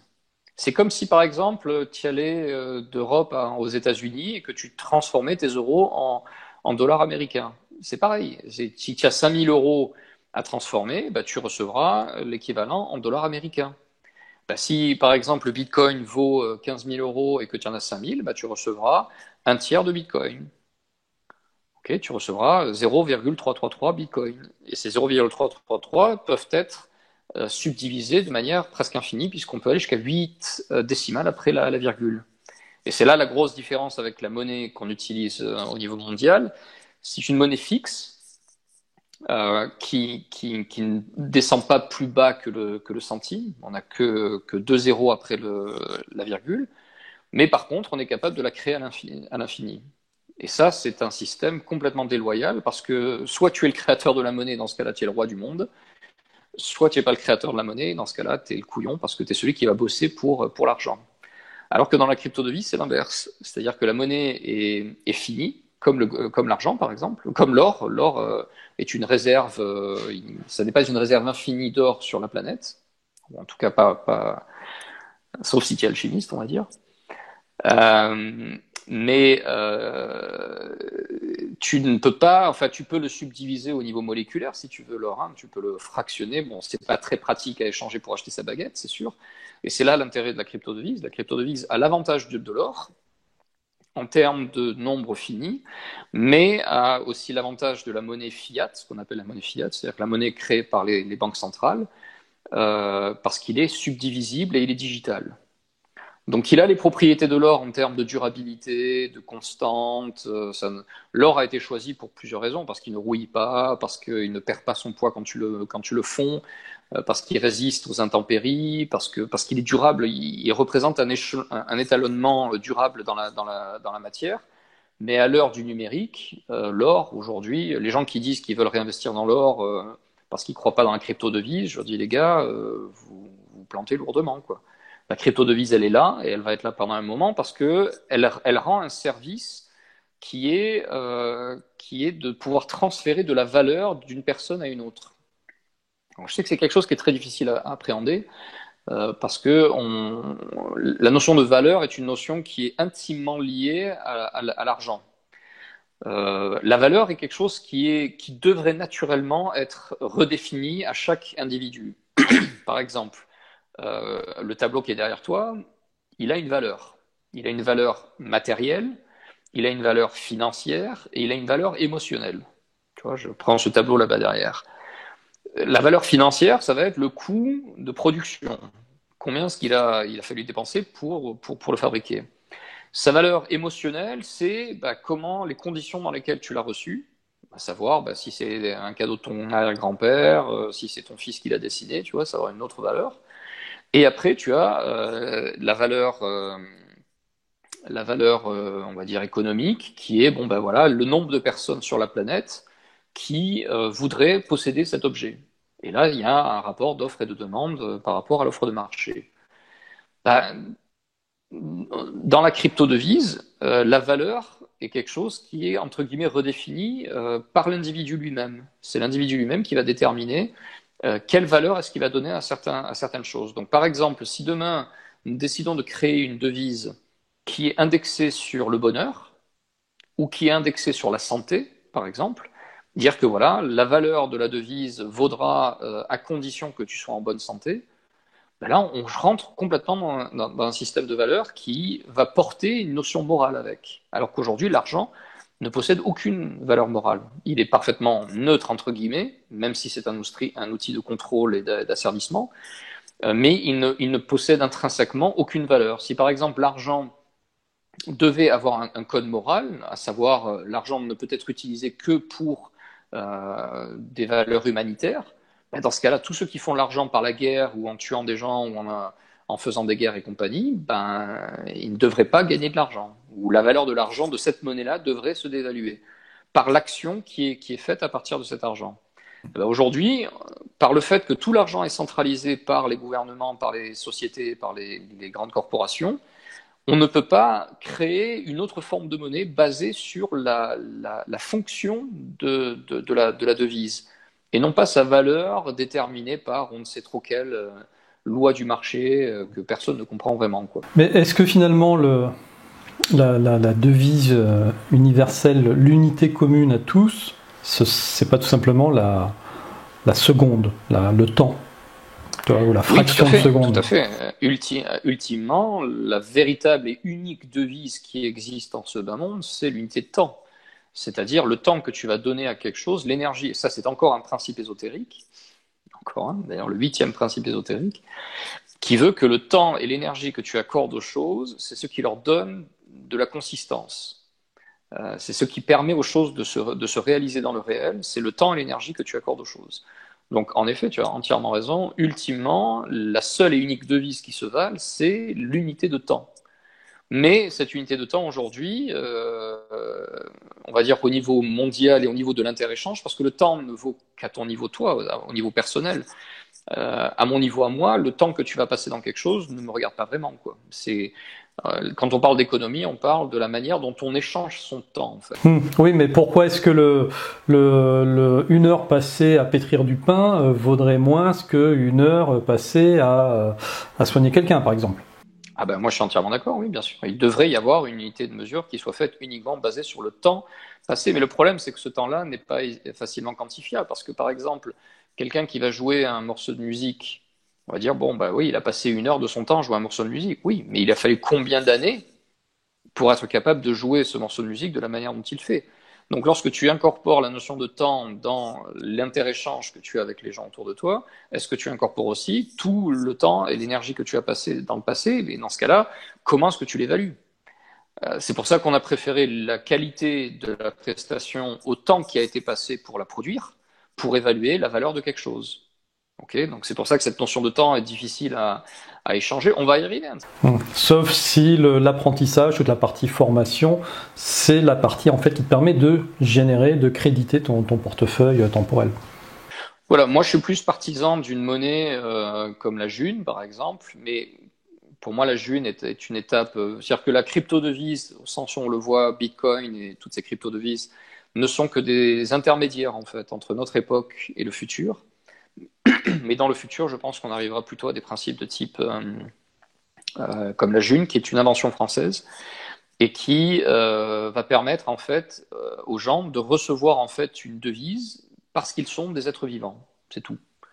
Et parce que c'est-à-dire que la manière dont on gère notre économie aujourd'hui, en disant ben voilà, il faut travailler pour gagner de l'argent, est un système complètement archaïque et qui est en fait qui n'est pas absolument pas naturel. Le fait de penser que tu dois gagner de l'argent pour vivre, ce serait en fait comme dire que tu as mis au monde un bébé, mais la nature a oublié de mettre du sang dedans, quoi. Et que donc il va falloir injecter du sang dans ses veines pour qu'il soit capable de fonctionner, quoi. Et c'est vrai que c'est complètement illogique, ça n'a absolument aucun sens, quoi. La nature ne s'amuserait pas à mettre en place un élément naturel qui n'aurait pas, même s'il a besoin de soutien, une certaine capacité d'autonomie. Alors là, c'est exactement ce qui se passe avec l'économie, quoi. On démarre, alors on va dire, oui, pendant les 20 premières années de ta vie, bon, bah, tu vas dépendre de tes parents, de la société, et ainsi de suite. Donc on nie complètement l'apport de la société avant que l'individu ne soit capable de produire lui-même de la valeur. On va dire, bon, ben voilà, c'est le boulot des parents, c'est le boulot de la société de substituer la valeur de l'individu. Puis le jour où il est capable de produire, bon, ben voilà, dans ce cas-là, on peut indexer sa valeur sur de la création monétaire. C'est complètement absurde. Complètement absurde. C'est complètement contre-naturel. Moi, j'ai toujours plus ou moins imaginé que dans le futur, on recevrait en fait, je sais pas, j'ai un nombre au hasard, 1 million d'euros par exemple à sa naissance. Et il est de notre devoir de faire fructifier ces 1 million d'euros tout au long de notre vie pour ne pas les perdre. Voilà, donc on démarre avec 1 million et puis on va en dépenser certains au long de sa vie, tout au long de son existence pour devenir autonome. Et puis une fois qu'on arrive à un certain stade, eh ben, on va être capable de pouvoir faire fructifier. Et ainsi on va nuancer les déséquilibres. Parce qu'aujourd'hui, certaines personnes vont naître avec un capital familial qui va leur apporter justement ce 1 million d'euros, et puis d'autres vont naître avec une dette. Ça me paraît pas très naturel tout ça comme façon de fonctionner, quoi. Alors au lieu de démarrer de zéro vers l'infini, j'aurais voilà proposé de démarrer avec. Alors aujourd'hui on parle de revenus de base, mais c'est encore payer les gens au tire-boulette, quoi. C'est encore leur donner la petite cuillère tous les jours, et c'est les rendre dépendants d'un système. Parce que si demain, bah voilà, le revenu de base il s'arrête, ah, merde, qu'est-ce qu'on fait? Comment on fonctionne? Donc je suis absolument pas contre le revenu de base. Je trouve au contraire que c'est une très très bonne idée. Non pas parce que ça va permettre à l'économie actuelle de perdurer, parce que cette économie-là doit mourir et elle doit mourir de sa belle mort, mais en ayant un revenu de base, on pourrait avoir une première transition vers une crypto-devise, vers un système décentralisé de création monétaire, et ensuite on pourrait éventuellement arriver à cette étape voilà, on va déterminer, basé sur par exemple le revenu l'économie basée sur les ressources, mouvement Zeitgeist et tout ça, on pourrait déterminer que la totalité des ressources de la planète vaut tant, et que donc chaque être humain qui vient au monde doit recevoir une fraction de cette valeur déterminée de manière consensuelle. Le jour où on arrivera là, voilà, on aura beaucoup moins de problèmes puisque les gens démarreront à peu près sur un pied d'équité, on va dire. Et à partir de là, chacun sera capable de... Parce qu'aujourd'hui, le système capote à tous les niveaux, quoi. Simplement parce qu'une bande de voilà, ont décrété que ils avaient le droit de pirater le système et se rendent même pas compte que c'est détriment, enfin que c'est pas bon pour le système lui-même, pour les gens qui sont à l'intérieur de ce système. Cette façon de pirater met en danger la totalité du système lui-même. Et comme personne n'est capable de prendre la décision de remettre en question ce système parce que personne n'a assez d'autorité ou assez de légitimité pour l'amener, moi, ce que je propose, c'est trouver vos propres solutions. Donc, en effet, monnaie locale, je suis pas contre les monnaies locales, c'est une bonne initiative, mais comme on l'a défini tout à l'heure, l'économie est là pour permettre aux gens d'échanger leur temps. Si tu échanges ton temps au niveau local, c'est très bien, mais aujourd'hui, on vit un monde globalisé, quoi. Moi, d'habitude, je suis en Australie, j'ai des échanges un peu partout sur la planète, donc comment est-ce que j'envoie mes pièces locales à l'autre bout du monde? C'est pas pratique. Or, la crypto-devise a résolu ce problème. Elle a permis de créer une devise alternative permettant d'avoir même plus confiance que dans le gouvernement lui-même et de pouvoir transférer de l'argent ou de la valeur, un ratio équivalent de valeur sur la planète en ayant la garantie qu'il n'y aura pas un double paiement. Ce qui n'est même pas sûr à 100% avec Visa. Aujourd'hui, tu peux avoir le problème du double paiement avec Visa. Donc, c'est certainement pas l'ultime solution, mais c'est un univers qui est en train de se créer, qui propose aux gens d'avoir une devise qui augmente en valeur, ce qui est quand même pas négligeable. Aujourd'hui, quand tu laisses ton argent à la caisse d'épargne, je crois qu'en France, on est à 0,5% l'an ou 1% l'an, ou un truc comme ça. Donc, si tu as une devise qui fait juste 500% l'an, bon, tu gagnes un tout petit peu plus qu'en la laissant dormir pour rien sur ton compte bancaire, quoi. Donc, et je comprends pas que les gens ne comprennent pas ce principe de base, quoi. Voilà. Pourquoi garder son argent en banque si d'une part ça sert à enrichir les banques pour qu'après elles aillent faire mumuse avec notre argent financer des guerres et compagnie, qu'elles nous donnent des miettes, voire des microns de miettes. Et que ça ne sert à rien de leur donner cet argent. Donc oui, on peut travailler au niveau local. Oui, il y a des banques locales aussi qui font un travail social et compagnie. Mais cette crypto-devise, elle a aussi un potentiel énorme parce que ça n'est pas qu'une question d'argent. Il y a des tonnes de technologies qui sont en train de sortir. Les gens ne mesurent pas la révolution que c'est. Et bien sûr, il y a l'aspect financier, oui, certes, une devise qui augmente de valeur, c'est très bien. Enfin, c'est très bien pour ceux qui ont acheté au bon moment, on va dire. Mais il y a aussi l'aspect technologique. C'est-à-dire qu'aujourd'hui, par exemple, une crypto-devise de type Bitcoin permet à un gars du Bangladesh qui a un téléphone portable de pouvoir avoir accès à une banque et de pouvoir stocker son argent et de l'envoyer n'importe où dans le monde. Alors qu'aujourd'hui, la seule solution qu'il avait là-bas, c'était peut-être d'aller à Western Union, de payer 35 € de frais d'envoi. C'est complètement délirant, quoi. Dans une économie où les mecs gagnent 200 € par mois, leur facturer 30 € ou 40 € de frais de transfert, qui en plus va prendre 3-4 jours, c'est une aberration en 2018. Il a un téléphone portable, il télécharge une application, il convertit sa monnaie locale en crypto-devise et il est capable d'envoyer depuis chez lui de l'argent à l'autre bout du monde en 30 secondes à un coût de 50 centimes ou 1 euro de la transaction. Les gens qui ne comprennent pas la valeur et l'importance de cette révolution, je ne sais plus comment leur expliquer, quoi. Je ne sais plus comment leur expliquer parce que d'un point de vue humain, on parle dans cette notion de cycle, on voit bien que le cycle, il est là, les choses partent en sucette, les gens en ont marre, se rendent compte des mensonges et compagnie. Qu'est-ce qui va permettre de basculer sur autre chose? C'est la décentralisation.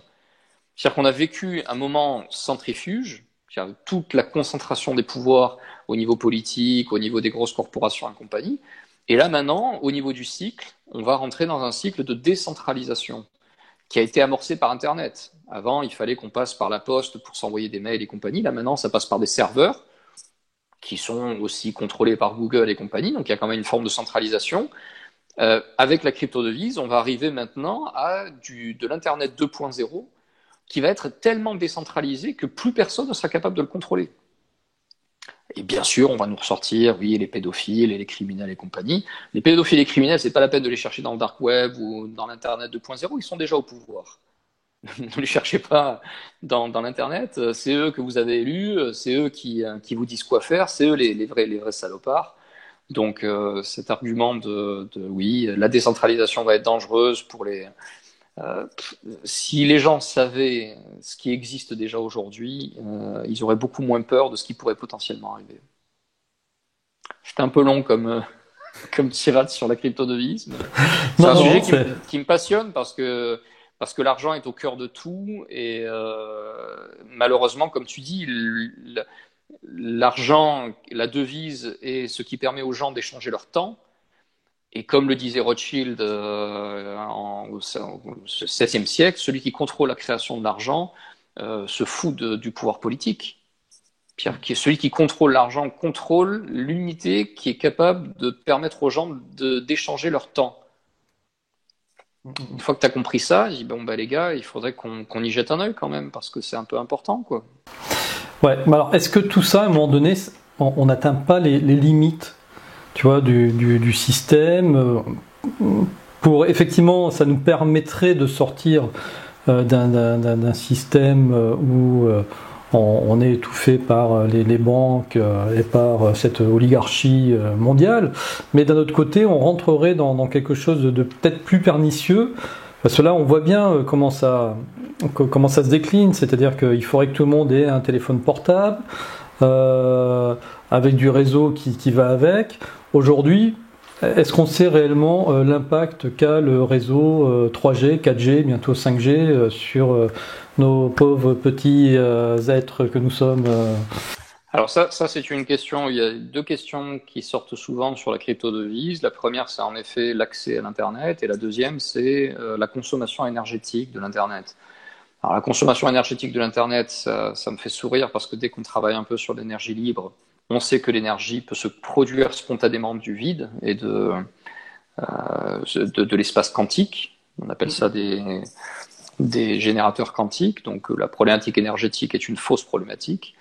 La problématique de l'accès à Internet est aussi une fausse problématique dans le sens où on pourrait tout à fait aujourd'hui avoir des moyens de transfert d'informations de type 3G, 4G, 5G qui ne soient pas dangereux pour l'environnement et pour l'humain. Le problème, c'est que les gens qui mettent ça en place n'ont absolument aucun intérêt, hormis le fait qu'ils ne sachent pas particulièrement comment tout ça fonctionne, ils n'ont aucun intérêt à le faire puisque si c'était le cas, on ne s'amuserait pas à nous balancer des produits chimiques sur la gueule tous les jours par des avions qui font semblant de laisser des traînées de vapeur. Donc il y a un agenda derrière qui est d'utiliser les ondes pour déstabiliser en fait les humains et les écarter en fait de leur état de résonance naturelle. Non mais tu vois, c'est là-dessus où je trouve ça pernicieux, c'est que quelque part on a un discours qui est vachement bien, qui est de dire voilà, on va sortir d'une certaine hégémonie pour finalement tomber dans un autre travers, dans un autre piège qui est tu vois, je savais même pas qu'on pouvait aujourd'hui créer des ondes 3G, 4G, 5G saines, on va dire, ou clean. C'est quand on comprend les principes ésotériques et le fonctionnement de la nature, les ondes d'information sont des ondes carrées, ce qu'on appelle des ondes carrées, des ondes. Ce sont pas des sinusoïdes. Dans la nature, tout est sinusoïdal. Rien n'est pulsé de cette manière-là. Ce qui est pulsé, alors il y a certains champs électromagnétiques solaires éventuellement, mais qui travaillent des fréquences telles qu'on ne les sent même pas. Mais en dehors de ça, la totalité des ondes du vivant, c'est de la sinusoïde, la même musique. Et ça n'endommage pas le corps humain. Donc il existe en effet des technologies capables de transformer la claque, tu vois, le carré, c'est une claque en fait, c'est comme si on te mettait des gifles, et c'est ce que la cellule reçoit en termes de claque à chaque fois parce que là, elle est capable d'absorber une onde qui va faire un plus moins, cette onde-là va respecter les principes ésotériques. Là, le impulse, c'est le im, ça rentre à l'intérieur et puis ça pulse. Donc il faut qu'il y ait une expansion et une contraction, une expansion et une contraction. Ça respecte le vivant, pas de souci. Par contre, dès que tu as un écrêtage, tu as quelque chose, puis tu as zéro, puis tu as quelque chose, puis tu as zéro, puis tu as quelque chose, et ça, c'est trop violent. C'est beaucoup trop violent. Donc il suffirait en fait de créer des antennes capables de transformer ces écrétages en sinusoïdes pour que l'information puisse arriver à la fois sur le téléphone et à la fois sur le corps humain sans l'endommager. Et si ça n'est pas le cas, dans ce cas-là, il existe des tores vortexiels, tu les portes en pendentif, et ces tores vortexiels sont capables de restructurer en fait l'onde carrée en onde sinusoïdale et protéger en fait ton corps. Parce que l'objectif de la cryptodevise, pour en revenir à la cryptodevise, c'est la libération de l'humain. C'est-à-dire que quand l'humain est obligé de travailler 40 heures, 50 heures, 60 heures par semaine pour faire des boulots débiles, parce que rappelons-le, si l'humain faisait ce qui lui plaisait, à savoir une production raisonnée, de qualité, dans laquelle il va pouvoir se découvrir au travers de sa création, on ne serait pas là en train de discuter. Aujourd'hui, quand on parle de travail, Tripalium, on parle de torture. Donc la cryptodevise, moi, sa première fonction, c'est déjà de libérer l'humain. Libérer l'humain en lui donnant la capacité de se réapproprier ses moyens de création, de l'instrument qui va lui permettre d'échanger son temps avec quelqu'un d'autre. C'est déjà énorme. Et voilà, et si les gens pouvaient déjà travailler moins tout en ayant la possibilité de faire partie d'une économie, ça ne veut pas dire forcément que tu vas claquer ton fric et acheter des Porsche et des Ferrari, mais ne serait-ce que pouvoir mettre ton argent dans des causes qui te paraissent valables, d'acheter des produits de qualité et soutenir des économies locales, des économies alternatives. Si tu travailles 40-50 heures par semaine, tu n'as même pas le temps de t'informer sur ça. Et puis le peu d'argent que tu arrives à faire, voilà, on est tous en train de se battre pour ces miettes, et ça, c'est une aberration. Ouais, de toute manière, il y aurait toute une émission à faire sur cette monnaie, j'en ai fait sur la quelques-unes, jaune. j'en ai même fait une avec un moment Étienne Chouard. J'avais été très déçu de son approche. Bon, enfin, 80% des intervenants ne savaient même pas ce qu'était une crypto-devise, n'étaient même pas capables de l'expliquer ou de voir la portée de la crypto-devise. Donc après, tu peux pas t'attendre non plus à des raisonnements. Mais bon, voilà, chacun est bon dans certains domaines et pas forcément dans tous, quoi. Donc là, oui, on manque cruellement de débats sur la crypto-devise parce que le monde est en train de s'y mettre, mais la France, elle est très très très en retard.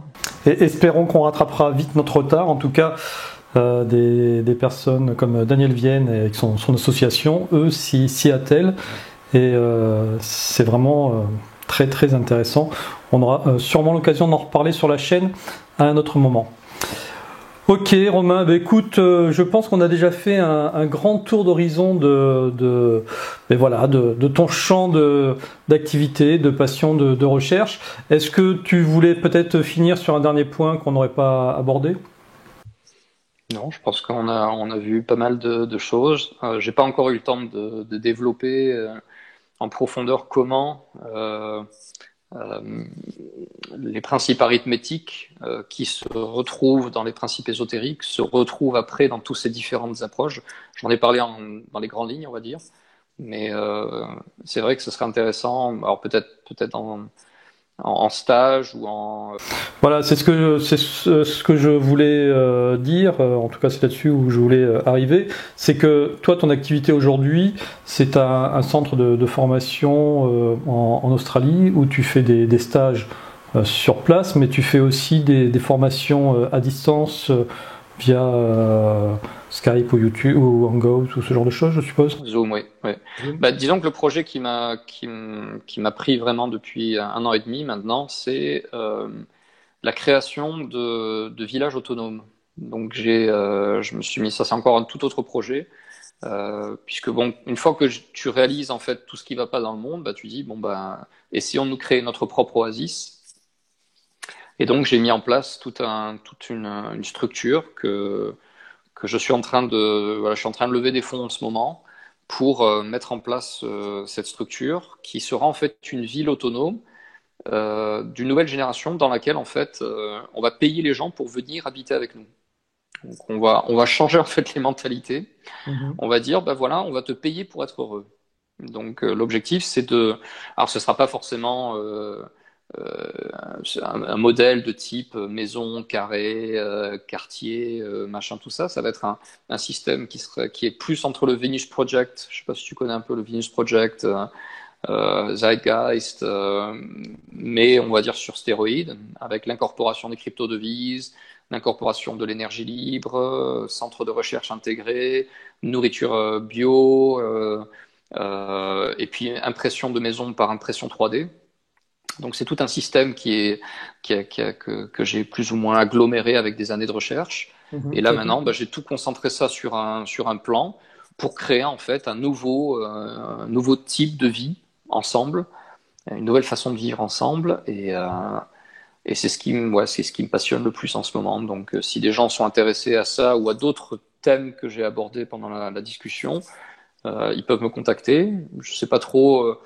Moi, je suis encore les synchronicités. Donc voilà, si ça résonne avec vous, si ça vous parle, si cette vision globale, la bonne science, le savoir ésotérique, la technologie naturelle, la devise alternative, si tout ça résonne avec vous, vous pouvez entrer en contact avec moi. Et puis voilà, comme tu l'as dit très bien, c'est mon premier, un de mes premières interviews en France. Donc voilà, si des gens sont intéressés pour en faire partie, puis voilà, moi mon travail, je le donne gratuitement. Donc après, ceux qui sont intéressés, ils n'ont qu'à me contacter, et puis on pourra trouver un moyen d'échanger. Voilà. Donc je rappelle, pour ceux qui voudraient en savoir un peu plus, vous pouvez aller sur le site de Romain, www.sacredarithmetic.com. Tu as aussi une page Facebook du même nom, il me semble. Alors arithmétique, c'est IC, puisque c'est à l'anglaise, son Sacred Arithmetic, IC.com. Et voilà, sur Facebook, c'est aussi Sacred Arithmetic. Il y a 22 000 likes, je crois, sur Facebook. Et puis voilà, ou sinon sacredarithmetic@gmail.com. Sacred Arithmetic, Sacred Arithmetic. Voilà, c'est mieux avec l'accent anglais. Ouais. De toute manière, vous avez tout dans la description de cette vidéo. Vous cliquez sur le lien et vous irez directement dessus. En tout cas, merci beaucoup Antoine pour cette première interview en France. Ça faisait longtemps que je voulais partager avec le public français. Ça me fait beaucoup de peine de voir que la France est tellement en retard de tout ce qui se passe dans le monde, et ça fait des années que je voulais justement partager ça avec la France. Donc merci de me donner cette opportunité. Ça me fait beaucoup de plaisir. Écoute, en tout cas, c'était une très belle rencontre, très belle découverte. Et puis voilà, j'ai encore plein de questions à te poser, mais ça ferait des émissions de 10 heures. Donc merci d'être venu. Donc bien écoute, bon retour en Australie en septembre, parce que je crois que tu es encore en France pour quelques mois. Et puis t'hésites pas, si tu veux faire une nouvelle émission sur d'autres sujets qu'on n'a pas encore eu le temps d'aborder, on se programmera ça. Même d'Australie, avec Internet, on peut tout faire. Merci beaucoup et à très bientôt.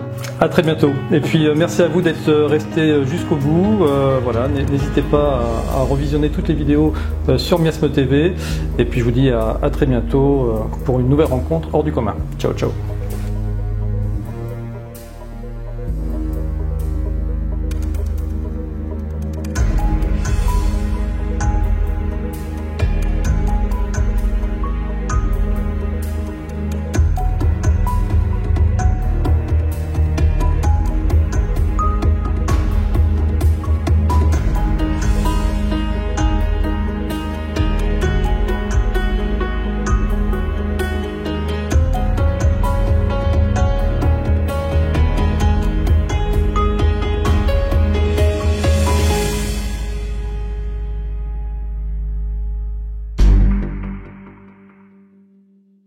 Ça m'aurait fait de la peine de parler de ça et de ne pas te montrer mon joli didgeridoo.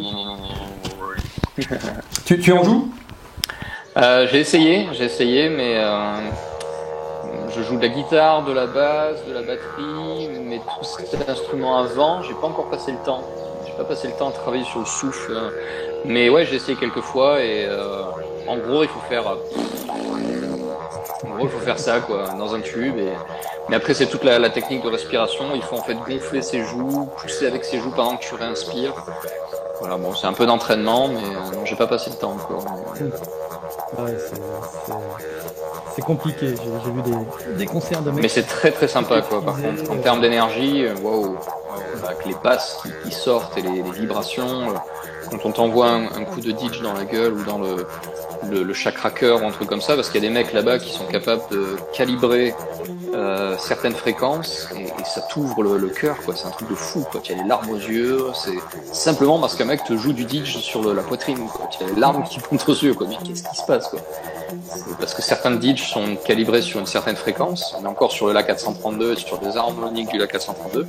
Et quand il les chante à cette fréquence spécifique, ça entre en résonance avec certains chakras et j'ai vécu des expériences qui étaient assez impressionnantes à ce niveau-là.